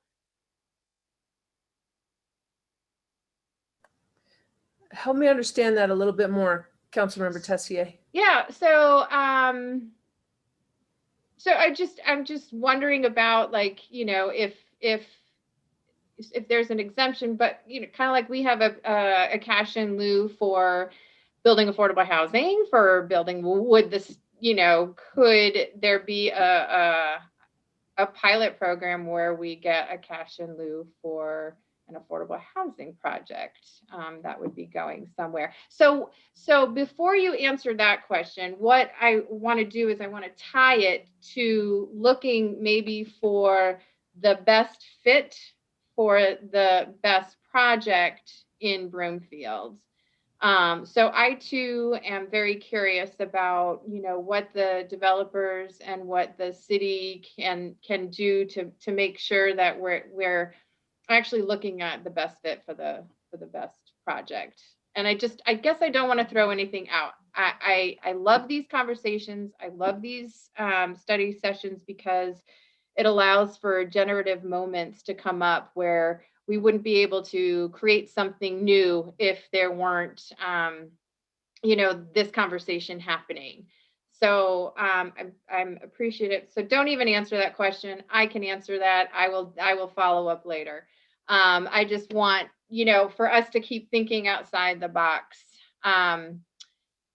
I also would like to hear from staff. My next question is hearing from staff on, so a lot of talk about our comprehensive plan and, our economic vitality department just did a whole update on what can go where and when. And so I'm wondering if someone could kind of share for council and for residents, what we're looking at doing to make sure we're not looking at antiquated information that's in our comprehensive plan, our long-range financial plan.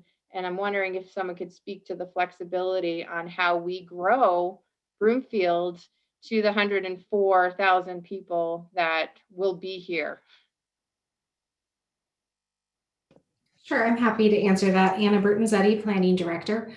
So as you mentioned, Council's been taking a number of steps to update some of the plans. Just recently, a few months ago, there was an update to the long-range financial plan. There was also the economic vitality matrix that has been presented, as well as some updates to the development review process. And while we were presenting that, we did outline that these are some of the initial steps, and there's more that we'll be bringing forward to City Council to really update sub-area plans. There could be potentially changes to other zoning, to land uses in the future based on the economic vitality matrix, and continued discussion regarding that matrix itself as we continue to finalize that vision.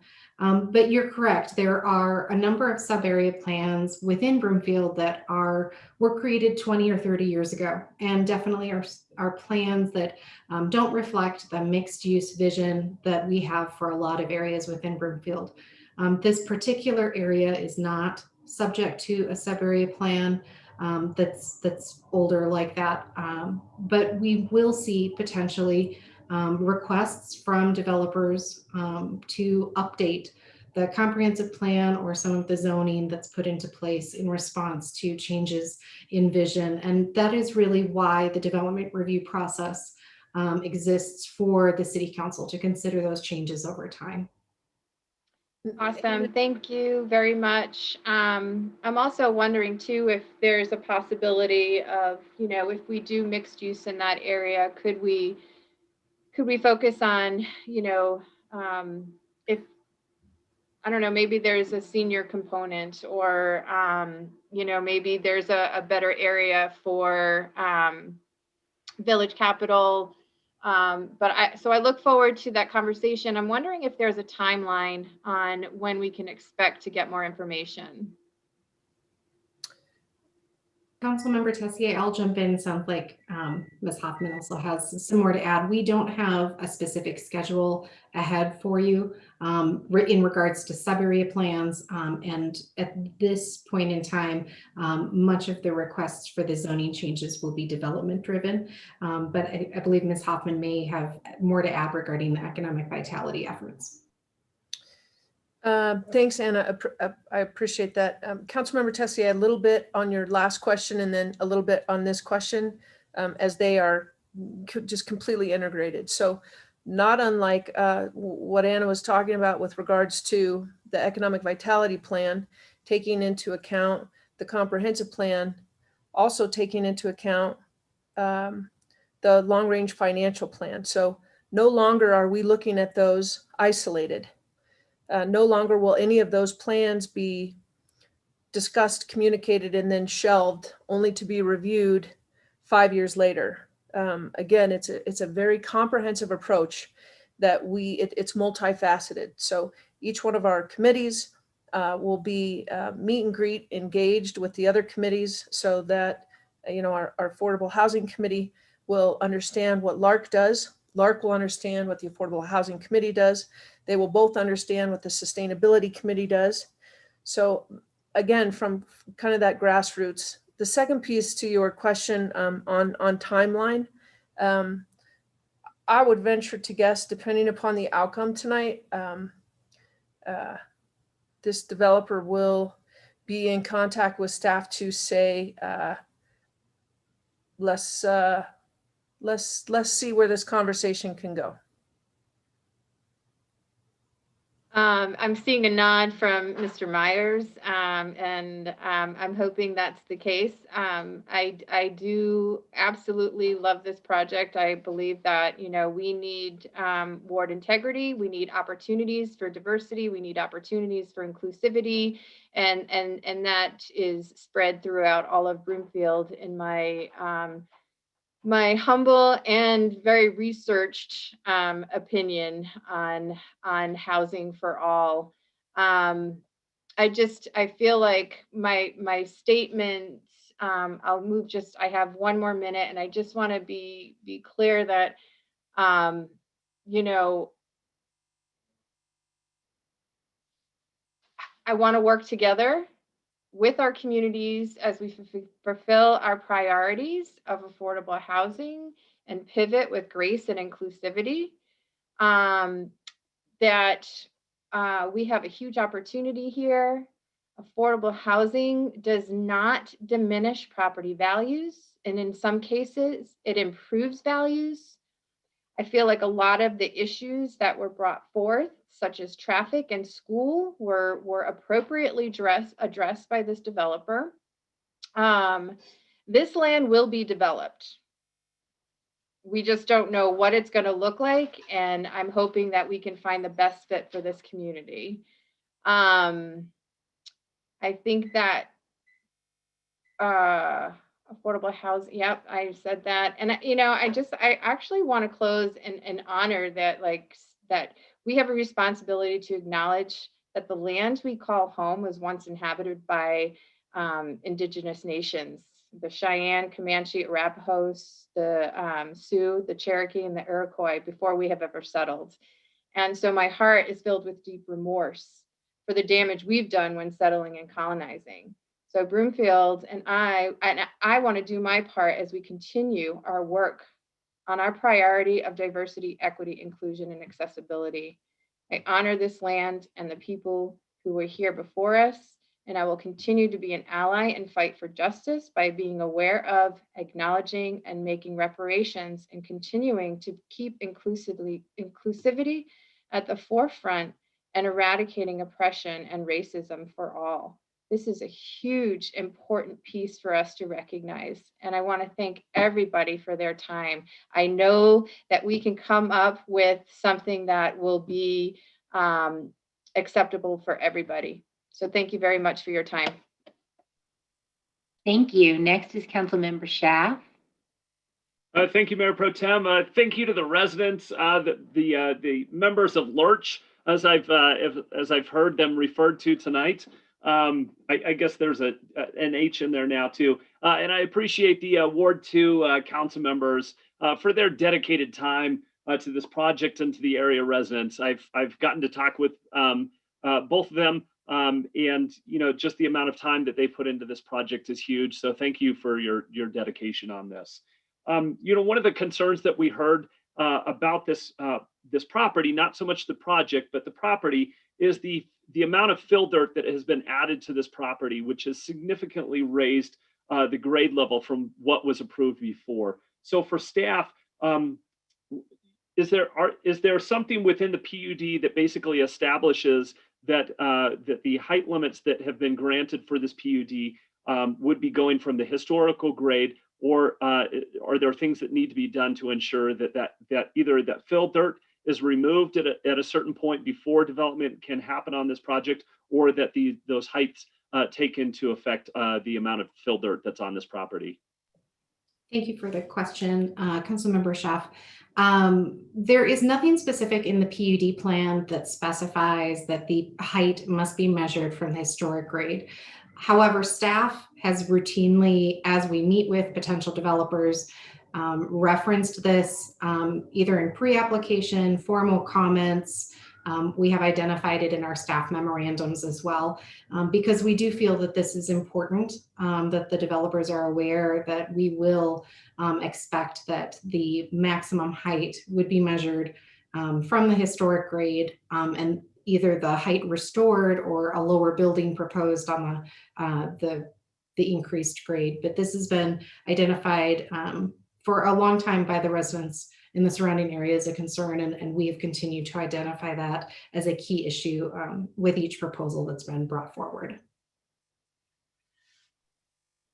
Thank you for that. I'm curious.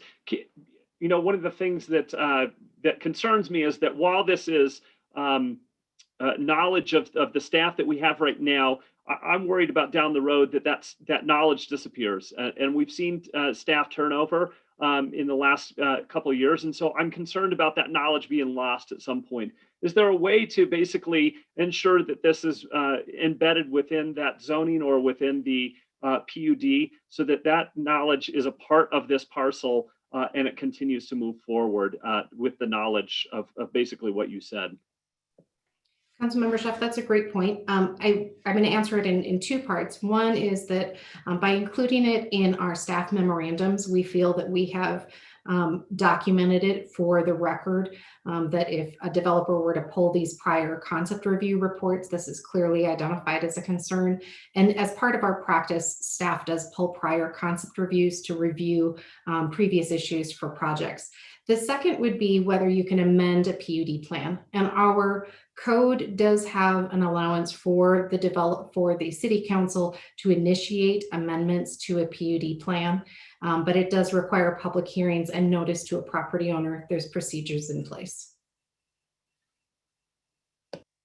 Okay, so there's the possibility of one being able to amend that to incorporate this language in there, and then also the understanding that this is a part of it. I'm concerned because we've seen a development come through for this parcel, and one of the issues was the grade, and here we are again with the same kind of thing, that they're not necessarily taking into account the historical grade and wanting to build the same height on top of that existing grade. So that does concern me that it's really not being adhered to by developments that are coming forth. And so, I would hope that this that conversation either is moved up and is taken a lot more serious by developers that are looking at this part, or we take the extra step to ensure that this is part of the PUD moving forward, so that it's on the record. But thank you for the conversation, Ms. Bertanzetti. I appreciate it. Regarding the North Metro Fire Department response times, I appreciate the discussion on this. This was a concern of mine for this area, and the movement that is happening here and some of the decisions that are going to be made regarding a new fire station, as well as some of these 911 calls, that I think is huge. And kudos to the applicant or the proposed applicant in talking about the sprinkler units, the CPR training, and I believe there was one other piece that they were going to bring into this development. And I think those are huge too, to ensure that there is safety in terms of emergency response to this project area. I think that a compatible development makes a lot of sense. And it sounded like from some of my council colleagues that there is a desire for an age-restricted housing on this parcel if housing does move forward. And I think that's a good idea. I think that a mixed use is good, but I would go back to the original zoning with that mixed use idea, and zoning change on this lot is a big concern of mine. Right now it is zoned commercial. When we have these changes in zoning and uses, there's usually some major reason that is backing up that change. And I'm not really hearing that with this proposed project. And so I'm unlikely to move away from that commercial development at this point. So, I guess because my time is almost up, the thing that I put to staff is, how do we attract commercial developers to this project or project site? And how do we ensure that that this is a viable site for future commercial developers? And if it's not, then I think, as Councilmember Lindstedt proposed, that we really do find the right project for this site. If it is not going to be a commercial and we aren't going to be able to attract that, then we do need to do some legwork to find that right piece. Maybe this is the right project for it. Maybe this is the best thing that we can ever get. But it sounds like there may be some other plots of land within Broomfield that would be better for this project. But I think ultimately, we're looking for the right project for this this site. So that's all I have, and that's all my time. Thank you. Was there a response coming, or are we moving on? Moving Response on. from us, the developer? Or? Oh, I think I think it was a staff request about attracting retail. Councilmember Schaaf, I think that it's right in line with, so we have we now have 4 positions in economic vitality, 2 of which we haven't hired because we just didn't have our arms around all of the other components to really identify what those individuals would do short-term and long-term. We know that now. One of those positions, actually we're in the final stages, is a chaser to do almost exactly what you're talking about, which is we know Broomfield best, we know the council best, we know the fit, the zoning, the trade-offs. So when we can identify that developer and essentially court them to come here, the trade-off is an expedited process for them, giving them the knowns up front so that it's not a back and forth for them to get to the finish line and to have some additional guidelines or parameters put on them. So we haven't ever had that approach before, but I can tell you from the CMO's office, from Economic Vitality, we are really excited to embark on what that looks like.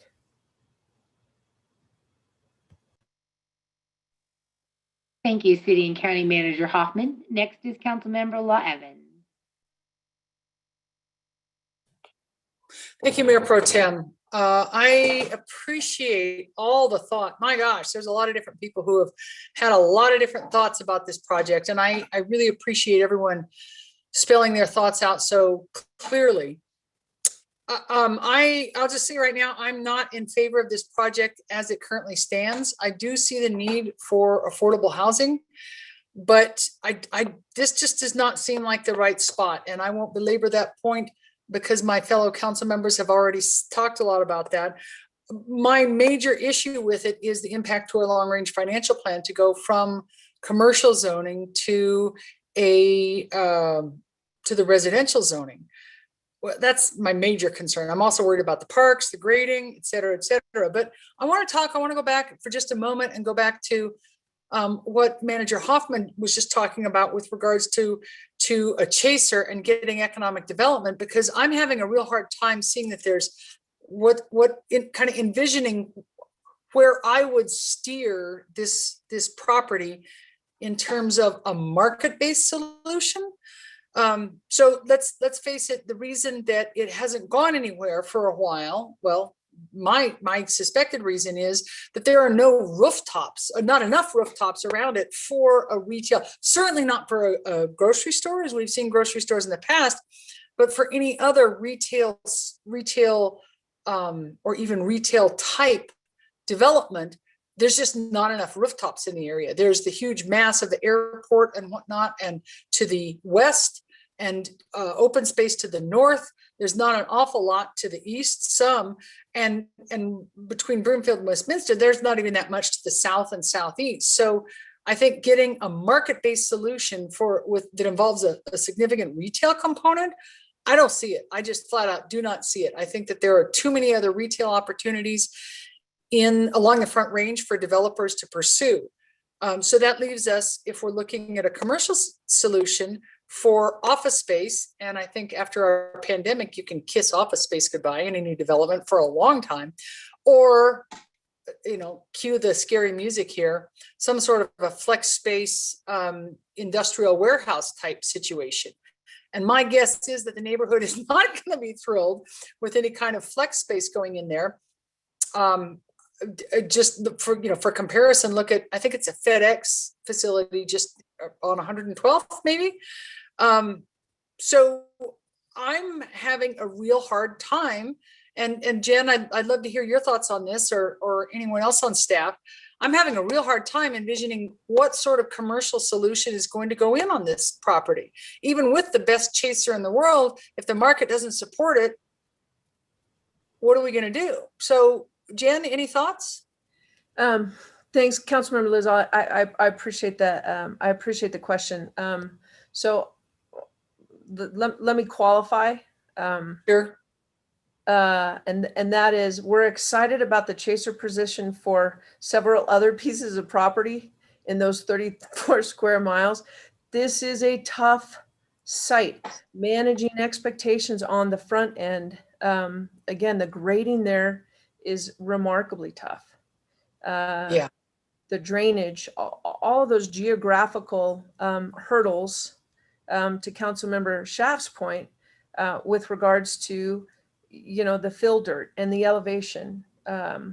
It's a tough spot. There's just no doubt about it. So thank you for allowing me the opportunity to clarify where the level of excitement was coming from. It wasn't necessarily that site. That's not to say, again, I don't think there's ever going to be a perfect fit for that site. So again, being zoned to your point, Councilmember Law Evans, it's commercial means commercial, and in the perfect world, it could mean flex space, which brings parking and traffic and a whole host of challenges in and of itself. But you're absolutely right, and Jeff Romine and I are going back and forth right now that typical retail is a thing of the past. Yes, indeed. Indeed. Well, Jen, I appreciate that. Thank you very much. So I'm not in favor of this particular project for all the reasons that my fellow council members have stated.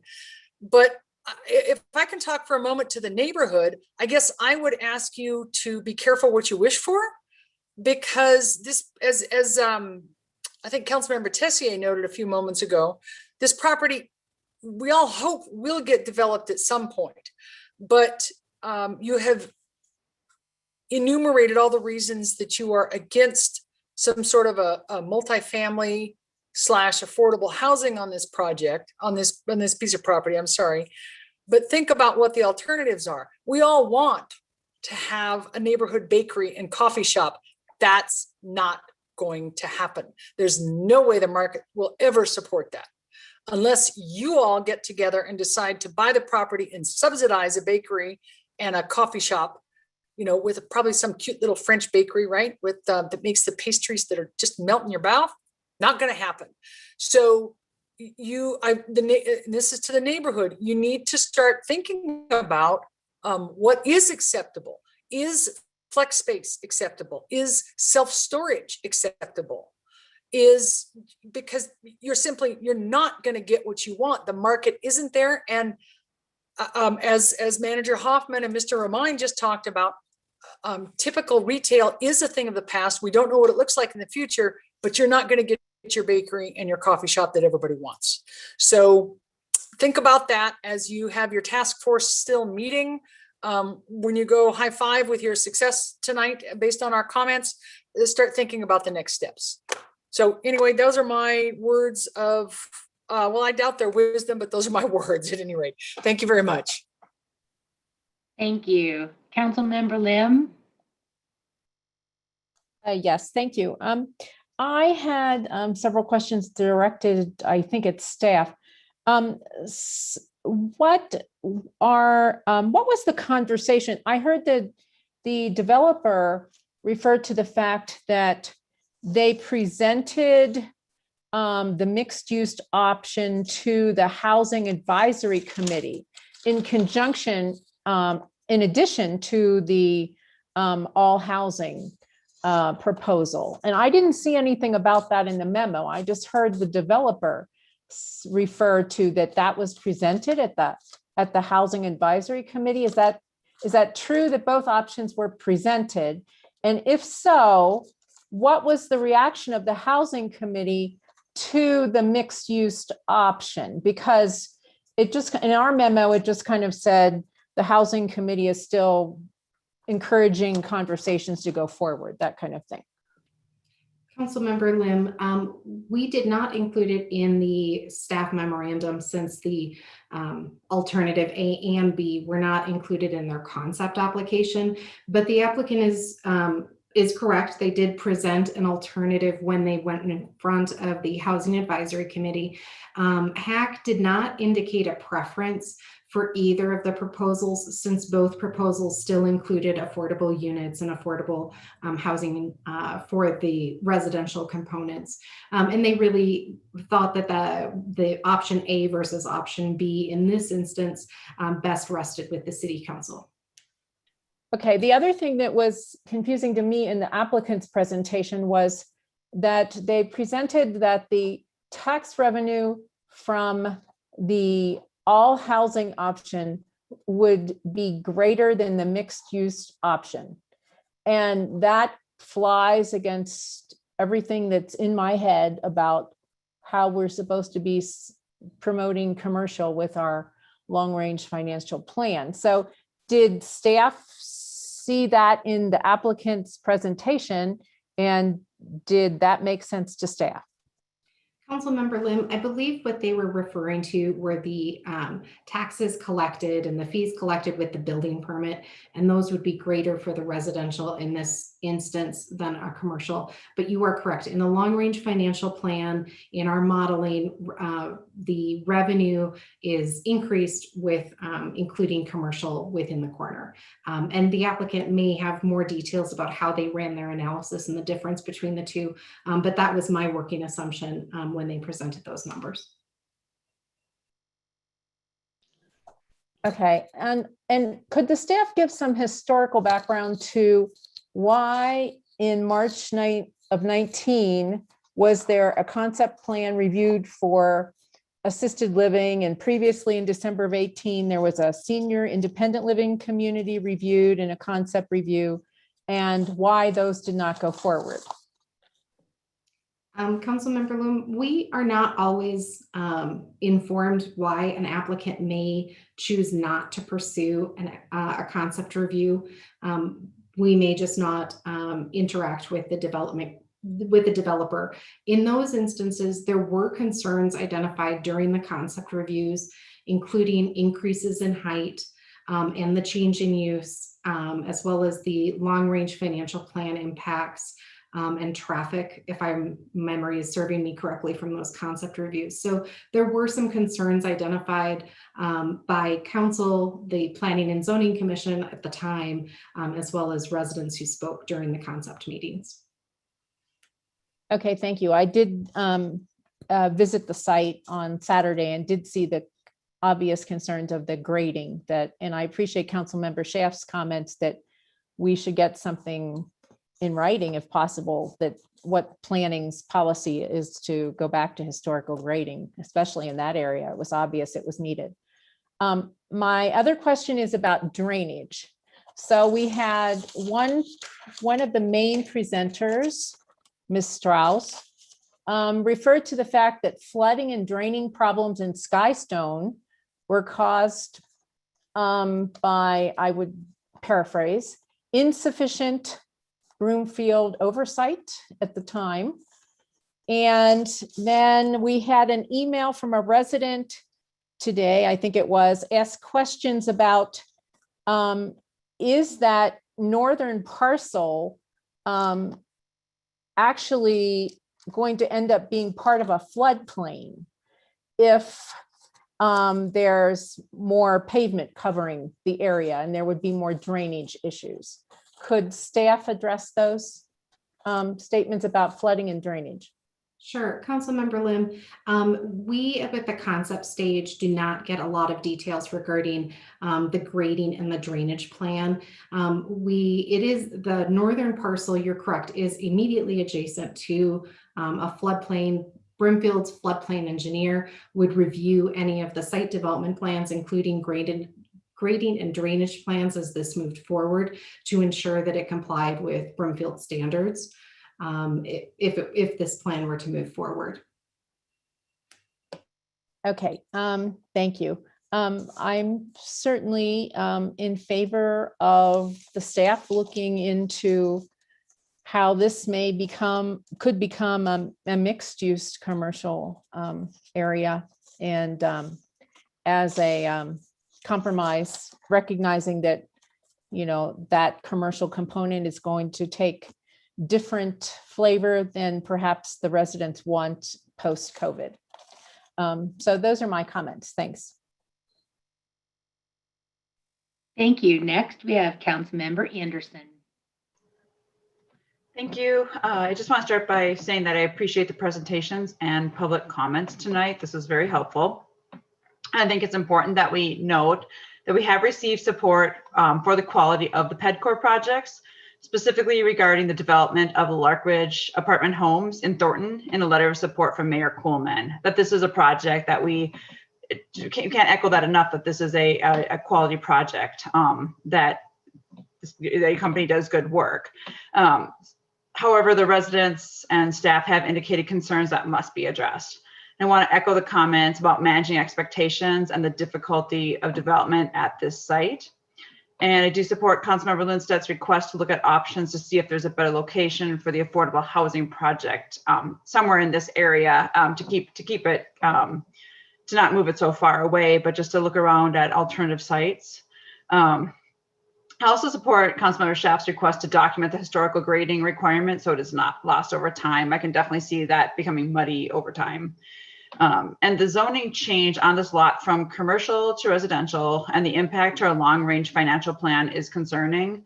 So if a change is needed, the consideration should really be for that mixed-use commercial with an emphasis on bringing services to the community that they are desiring, understanding that that getting that large grocery store is probably not going to be the it's probably not going to happen, but to look at what could be brought in there for those residents that already exist.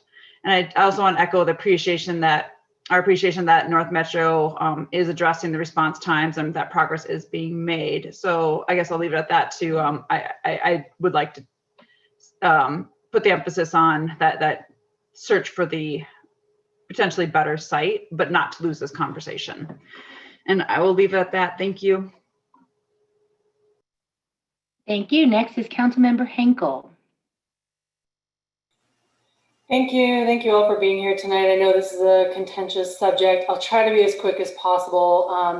I really wanted to first thank the Skystone residents for seeing us. I believe it was on a Friday with staff, and they were taking copious notes on everything, all things Skystone. So we heard everything, all from the flooding of the area.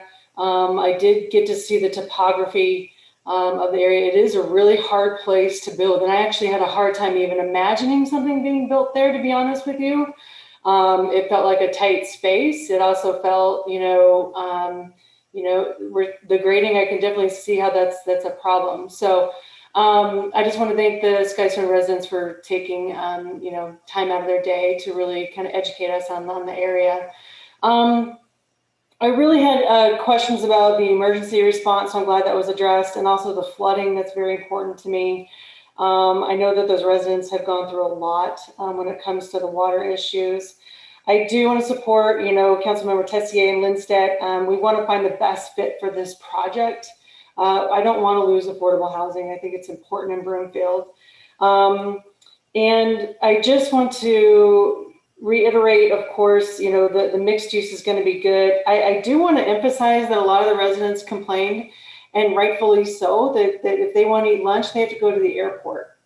That's a major problem.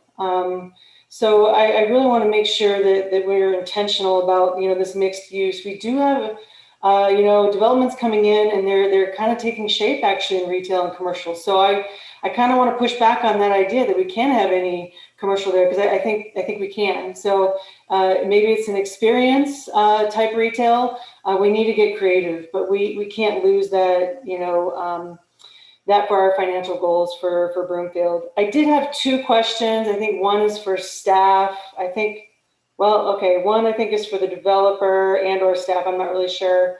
And the second one I believe is staff. The first one, I did notice that if anything moves forward, I just want to note that there's a playground there. And I think the plans, the residents said that the plans should have some sort of parking lot in that area. for that place, because otherwise there's no place for people to park and use that playground. So can staff or anyone kind of address that issue? I'd be happy to address that issue, Councilmember Henkel. Yes, there are required parking spaces. When the original site development plan and PUD were approved for Great Western Parks residential, they were required to incorporate additional parking when the parcel north of Skystone Parkway develops. And the developer in this instance did include additional parking stalls within their parking lot to accommodate the required park visitor parking stall spots. Okay, all right, I must have missed that. I apologize. I just want to make sure that that's put out there. And then how much, you know, again, I'm a newer council member than others. I want to know how much we're talking with the surrounding areas. So how much are we talking with Westminster? What kind of communication are we looking at in that area as far as if we move to mixed use, you know, how are we partnering with them? What does that look like? Councilmember Hinkle, we have, we refer our plans to all of our local neighbors, so counties and cities, as well as directly to the airport as well, even though it's part of the county, to make sure that they're all aware of new development applications. If the city were to initiate a proposed land use change, we would be more proactive in terms of starting those discussions. The roadways in this instance are shared responsibilities with City of Westminster and Broomfield. So we do have relationships in place regarding the development requirements for when those do come, when developments adjacent to Sims come through, for working together to make sure that those improvements are coordinated. Okay, that'd be great. I would like to make sure that those, you know, that we're just being a good neighbor and that we're serving our neighbors in the way that we also serve Broomfield. So that's it for tonight. Thank you. Thank you. Next, Councilmember Groom. Oh, wait, okay, so I have to confess, I didn't see whose hand went up first, and I could tell by Councilmember Jezierski's face that I was wrong. So Yeah. we're gonna go with Councilmember Jezierski. I apologize. That's okay either way. But thank you, Mayor Pro Tem Castrata. Great comment. I'm going to be quick too. Great comments, both by the community and our staff and colleagues here today. For me, I do like this project overall. It does provide, you know, the much needed affordable housing for our community. And for me, particularly in that 30% to 80% AMI, which is not something that we see even in a lot of our affordable housing type projects. So I think it's definitely hitting a niche. As has been mentioned by a number of my colleagues, I do encourage the staff and the developer to continue discussions to find the best location for this project, whether it's at this particular site or somewhere else in Broomfield. But certainly keep that up. If we are going to move forward with this site, I support the multi-use version as opposed to the strictly residential version. I do share the concerns that were expressed by a couple of my colleagues, Councilmember Law Evans, particularly about the lack of viability here for retail.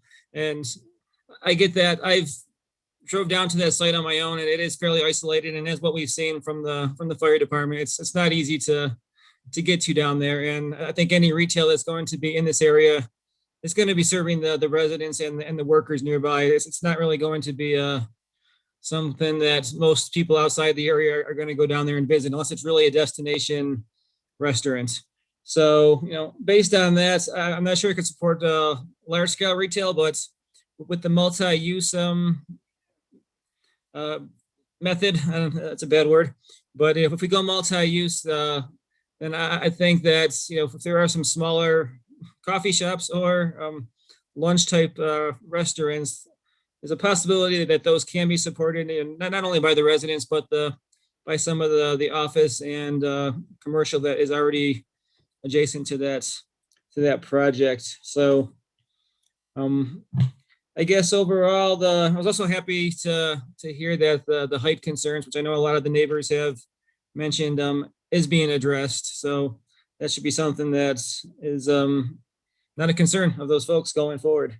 So I think that is all on my notes. So I do hope that we see this project in, at this location or somewhere else in the near future. Thank you.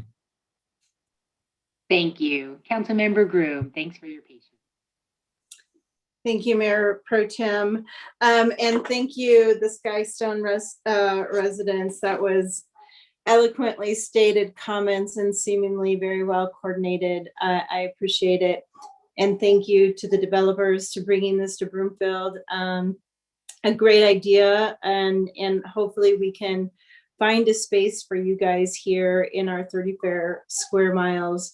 I don't think this is the appropriate spot for it, but being 4 years on council, this does come up a lot, and I just wanted to point it out to staff where we do have residential development areas where commercial is promised to residents. And we have the rooftops come in because that's what we tell residents. The rooftops got to come in before the retail, which only makes sense. And then once they're there, we tell them commercial doesn't make sense. It just doesn't.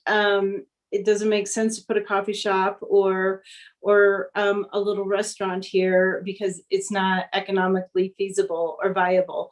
So I know we were around more than likely for the approval of Skystone development, but we did just approve it in the Aspen Creek development where we have a small commercial area. So I'm really hopeful that commercial development area that we just promised those residents will come through in the future. So there's got to be something. And I think City Manager Hoffman and her staff of economic developers and the new role as a chaser can go out there and find those new innovative things that are happening out there. I know that there are one rooftop type of leasing, very unique leasing situations going on right now for commercial space. There's no longer the strip mall type of things that are happening, and hopefully we can find something for this space. I don't think I want to give up on that quite yet for not only the Skystone residents, but we do have other little areas in Broomfield that are still looking for this walkability aspect of their neighborhood. So I still think I don't want to give the Skystone neighborhoods hope, but I'm not willing to give up on that quite yet. So anyway, I want to also say that the long range planning is extremely important for us to put first. And the 34 square miles, we're not going to be able to put the affordable housing or even every housing. A lot of the counties around us, we fit 4 times into the second smallest county in Colorado, 4 times. We're not going to be able to turn all of our land into residential, whether it's affordable housing or not. We've got to hold on to our designated land use, period. So whether this was affordable housing or just a regular housing development, I would have to turn it down because I've got to hold true to making sure that our future of Broomfield is sustainable. So for those 2 reasons, supporting the residents for what they were promised, as well as our long range planning. I cannot support this development, but I do support affordable housing in Broomfield and look forward to working with the developers in finding that piece of land in Broomfield. I do have a few in mind. I do think, because I know Broomfield quite well. I know this area quite well, Skystone. I spent almost 20 years working in that development right across the street from you. So I've worked in that area. I know the Desolate area. had to bring lunch every single day because there's absolutely nothing. So I feel for you. So thank you very much for bringing this to Broomfield, and really look forward to finding a piece of land that can be developed for this project. Thanks. Bye. Thank you. And I guess there's me now. So I want to first thank the residents of Skystone and the engaged community members for the tour and showing us around the property so we could see it from their perspective. I also want to thank the development group for coming up with a project that we haven't seen yet in Broomfield since we have prioritized affordable housing. I mean, we have not seen a single proposal that is fully in an attainable range. So I applaud you for that. And I think it's a fantastic project. We have to find the right fit, the best fit for this wonderful project that I completely have to say, we need this. But we also have to think of all the other ramifications and considerations that come along with putting this where it may not work. And I do look forward to exploring more opportunities, because I would hate for this project not to happen, because it fills so many holes that what we need. And I would like to ask our Economic Vitality Director, Jeff Romine, to give us a little more perspective on his work with the retail sector. Mayor Pro Tem and members of council. Just wanted to I've been listening to the entire conversation, both with the residents as well as each of you responded to this concept plan. And as pointed out, the opportunities for mixed use and the opportunities for changes is what matters, and is what we're seeing on the development side, specifically related to coffee shops, bakeries, restaurants, and things like that. The key oftentimes is as Councilmember Groom just pointed out, is it's the workers nearby as well as the residents there. And so oftentimes these businesses will look for 2,000 or 3,000 housing units in a particular area at the same time that they have daytime population nearby. So the key on this particular site, as we look and think about what might come in the future, if this proposal and this project doesn't move forward, and that is that there still needs to be some significant development that's going to be leading, and that retail can be a very important component part, but it seems very unlikely, as Councilmember Law Evans expressed earlier, that this would be 100% retail location. That world has changed and adjusted from even 5 years ago, let alone 10 or 20 years ago when all this development occurred. And so we would look, I think, to see some retail come in, but what is that other part of the component as Councilmember Lindstedt pointed out, as well as several others, is how do we bring it all together? But the ability to bring some retail to that site does make sense. And that would be something that we have thought about and are continuing to work on as part of the matrix, and as well as the other work we're doing. So I just wanted to add that to the comments. Mayor Pro Tem, thank you for giving me that chance. Thank you very much. Well, we are, I'm sure, do you want me to summarize this, Mr. Myers, or were you guys taking notes? We definitely were taking notes. I didn't know if we had a chance to kind of just give a little bit of feedback from our perspective, or if we can do that at a later time. I don't know how you guys want to run it. Well, the only thing I'm thinking is we usually take our break at 8 o'clock, and I think we're a little bit past that. Okay. So I don't want to keep people in their seats too much longer, but if, we want to continue the conversations, via email and such, at this point, you can contact council members, and it's okay. Definitely. We will definitely do that. We appreciate all the comments that we heard, and we would like to have that partnership with you guys. If it's not on this site, we'd like to continue discussions about where you guys are thinking, because we do think that it could be, we want to help serve the affordability gap that you guys have and have identified. And that's one of the reasons that we wanted to bring a development to this area, because we felt like you guys had strong conviction about supplying affordable housing to your town. We absolutely do. Well, thank you guys so much for your time, and we're going to take a quick break. It's 8:38, so let's come back at 8:48. I'll see y'all in 10 minutes. Thank you very much. The Access Live event is in music hold.